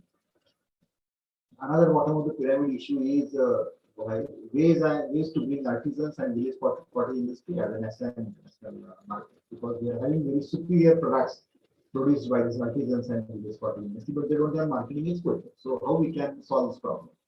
Ways to attain full employment in nation. I think this is the burning issue right from the beginning. Right, last 2, 3, 4 decades, this issue is enough with us, and they are not find out reliable solutions. Ways to productive utilization of natural resources. I'm saying productive utilization. I'm not saying the what I can say natural resources to its optimum extent. Okay, so we have this natural resources. I'm not saying exploiting. I'm using the word productive utilization. Exploiting is not a positive kind of word, but productive utilization and purposely using the word optimization. I'm not saying maximum. Okay? We are not going to just drag out these natural resources and put it in the benefits of people. No, it's not like that. We need to respect the nature as such, and we have to, of course, utilize in a productive way. And the last, my proposition is how we can cultivate the entrepreneurial ecosystem in the country. Like India, I am again the prominent state like Maharashtra, we are having dearth of entrepreneurship. And even my play means teaching my management students 32 hours subjects of business. My students, they run after jobs and not after entrepreneurs. Again, this is one of the issues to research into why my students are not going for entrepreneurs instead of jobs. Okay.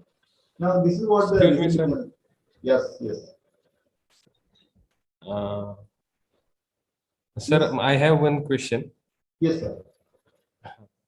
Sir, we researchers, what we do actually, we write a title of the study, then we write the introduction, then objectives, hypothesis, then objectives, and then we certainly stuck at the analysis of those hypotheses and objectives. Okay. So during my PhD, I learned that this is completely a wrong way of doing research. Sir, I need your valuable comment on this. Okay. Now, generally, what happens is we lag much into the planning part of it. Okay, we are not given, probably we don't give the sufficient time in the planning phase. We are in so hurry to submit our research proposal and get it through. And then afterwards, when it comes for the implementation and unfolding that planning, we struck up. Why we struck up? Because we understand our planning is very particular. So I always tell my students, you take the very leisure time to plan for it, and simultaneously you have to go for the qualitative kind of research.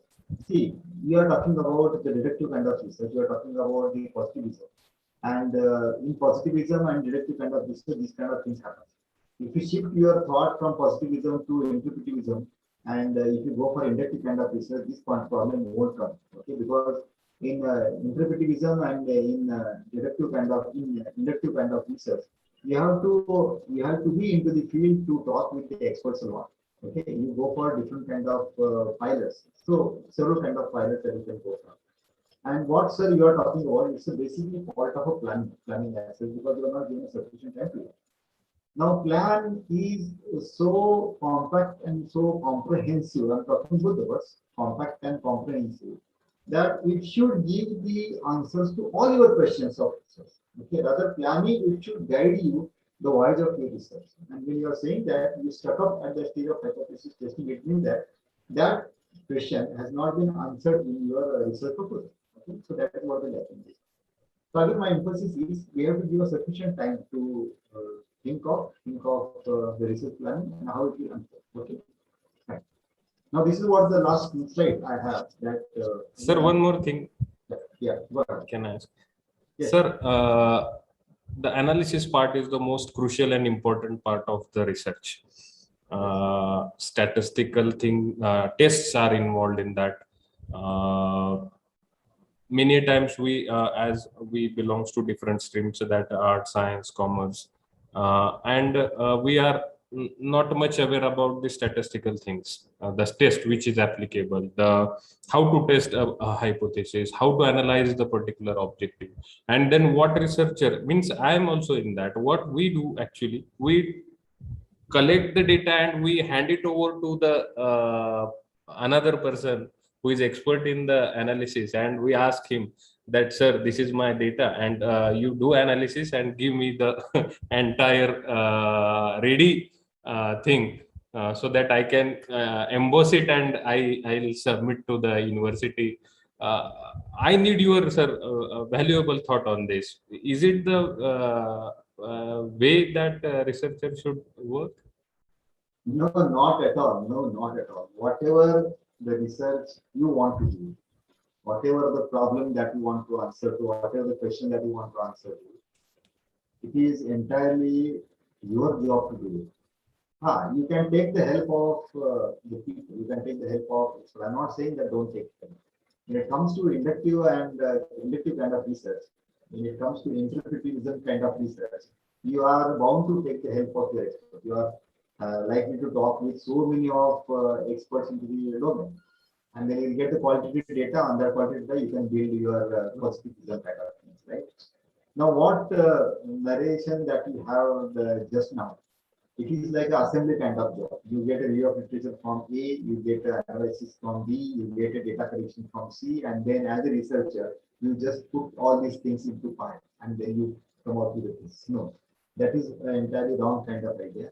We expect that researcher should put everything into the research. Researchers should learn right from A to Z as far as your research goes. Whatever one word, one line, one para, one page that you have written in your thesis, you should be aware completely of that. And if any question comes in, that you should justify with your answer, right? So this is what our expectation is. If you don't know about statistics, learn it. I mean, statistics is not rocket science that you cannot learn. Okay. I have seen many of the students, research scholars, who are not from basically the science and the commerce kind of background. They little bit know about statistics. They learn it. Okay, the students from psychology, sociology, even history, they learn it quite interestingly. What are the measures of central tendency? What are the measures of dispersion, correlation? What is there in statistics? Nothing. There are very few topics that you have to learn, and it will help you out to resolve your analytical problems. When it comes to hypothesis testing, again, sir, it is very simple to understand. Okay, what happens is we get into things that with what I can say predisposed kind of mind, that statistics is not cup of my tea, something like that. Okay, it's not like that. You can learn statistics even with taking small cases. You can practice it. Okay. Again, I'm repeating, no harm taking the help of experts, but you should know what exactly the expert have done. Now, I have gone through a couple of presentations in my university wherein I see that there is very beautiful statistics analysis. It's not been done by the candidate. And when we ask explain this, then they get stuck up, and then they honestly explain that, sir, this is not my job. This is I get it done from the experts. No issue. You get it done from the expert, but you should be able to explain it. You should be know the rationale behind it. That is very important, sir. Okay. I think I have answered your question. Fine. Yes, sir. Yes, sir. From the last slide, I mean, this is what the resilience bounce back. Now we have to bounce back. See, we have to create this kind of an ecosystem. The last slide I talk about the ecosystem of research, and this kind of ecosystem is expected to have any management. Okay, because we are talking now in the matters of health. Now let me also give you another perspective that even NAC and MBA, they also expect this kind of research ecosystem in your organization. This is not the first time that I'm talking about ecosystem. It is there into the NAC and MBA as well. Okay. Now I have raised the issue that bottom of the pyramid, the focus of this is very important. There are a couple of reasons for it. One is we are working in tier 2. And we are having very good proximity of your area. Now, the students what we receive for our academia, they are also majority from the area. And if you see this diagram, this is a pyramid. And in this pyramid, you see that bottom of the pyramid is consisted of 70% of the people who are living in 6 lakhs of all villages in India. And again, from this bottom of the pyramid population, we are having a chunk of population more than 30%. Roughly my figure. They are constituting the below poverty line. Now, as a researcher, when we are investing the resources, when we are investing the time, valuable time, then my urge would be to you is why not to focus on the bottom of the pyramid problem so that we are giving the solutions to more than 70% of the people. I remember the words of former President of India, APJ Abdul Kalam, who was very desperately announcing that the experts in India should work for the poor people and they should do such kind of research and reform. They should come out with such kind of reforms which will bring all these poor people, village people into the mainstream of the economy. He was not saying that bring all these village people into the town. No, it's not like that. Okay, keep them there. Villages are good enough. Keep them there, but simultaneously, how we can bring them back into the mainstream economy. That was his and I think respecting his words, we the researcher, we should think of upliftment of these people, upliftment of these people into. I have some names to quote, and there are very few names in India who really are doing for the upliftment of poor masses, and their effort is to bring them into the. Professor C.K. Palla, sitting at United States, he was working for the bottom of the pyramid people throughout the world, not only in India, but our kind of situations are there in Brazil, Argentina, Peru, Mexico, these countries are highly populated countries, and they are having some circumstances and economic scenario resembling to India.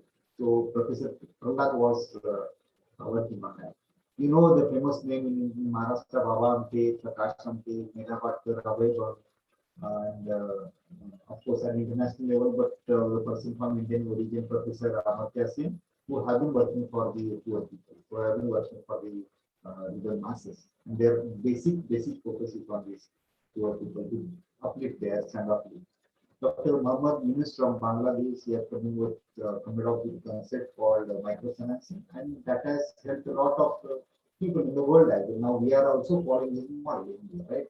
The organization like NAM Foundation by Nana Patekar and the Jala Shakti Abhiyan from helped a lot for the upbringing of the quality of life of the people, especially in India. So this kind of research is still lot of scope is there, lot of areas are there, and wherein we need to be serious thought. I think I should stop here with my presentation, and at this juncture I extend the heartiest thanks to all the organizers for giving me an opportunity to present my subject before you. Thank you very much. Thank you, sir. It was really a wonderful session, sir. I have taken much of your time. Probably my time was restricted to 2 o'clock. I have taken half an hour more. Sorry for that. No issues, sir, but we get important takeaways out of it, sir. I don't know. As a point of argument, you are saying it's the truth. I don't know. Now, I request Dr. D.P. More, sir, to please propose vote of thanks. Good afternoon, all.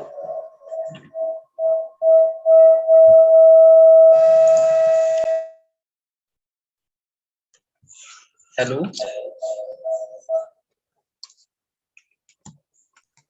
Yes, sir. Yeah. It gives me immense pleasure in proposing vote of thanks for such an wonderful session. On behalf of Institute and on my own behalf, I extend a sincere thanks to Dr. Sarang Bhola, sir, for very insightful session. Thank you so much, sir, for sensitizing all of us regarding the importance of quality research in today's scenario. Thank you, sir. Thank you, sir, for your kind words. Sir has emphasized on the role of quality research as a catalyst in fostering academic resilience. Thank you, sir, for your words. We have lot many inputs, lot many takeaways from your session, and it was so insightful. Thank you so much, sir. With equal pleasure, I would like to extend my thanks to Director Dr. M.A. Lahori, sir, and coordinator of this workshop, Dr. Privi Yadav, sir, for providing me the opportunity to propose vote of thanks for this technical session. With equal pleasure, I am thankful to all the participants for this technical session, for their active listening and their valuable participation. Thank you so much. And now I declare this technical session as over. Thank you all. Thank you. Thank you. Thank you very much, Dr. D.P. More, sir. Thank you, Bhola, sir. Thank you, Yes, sir. thank you. Now we'll break for 2 minutes. See you all in 2 minutes for the paper presentation session on the same platform and link. See you all. Thank you.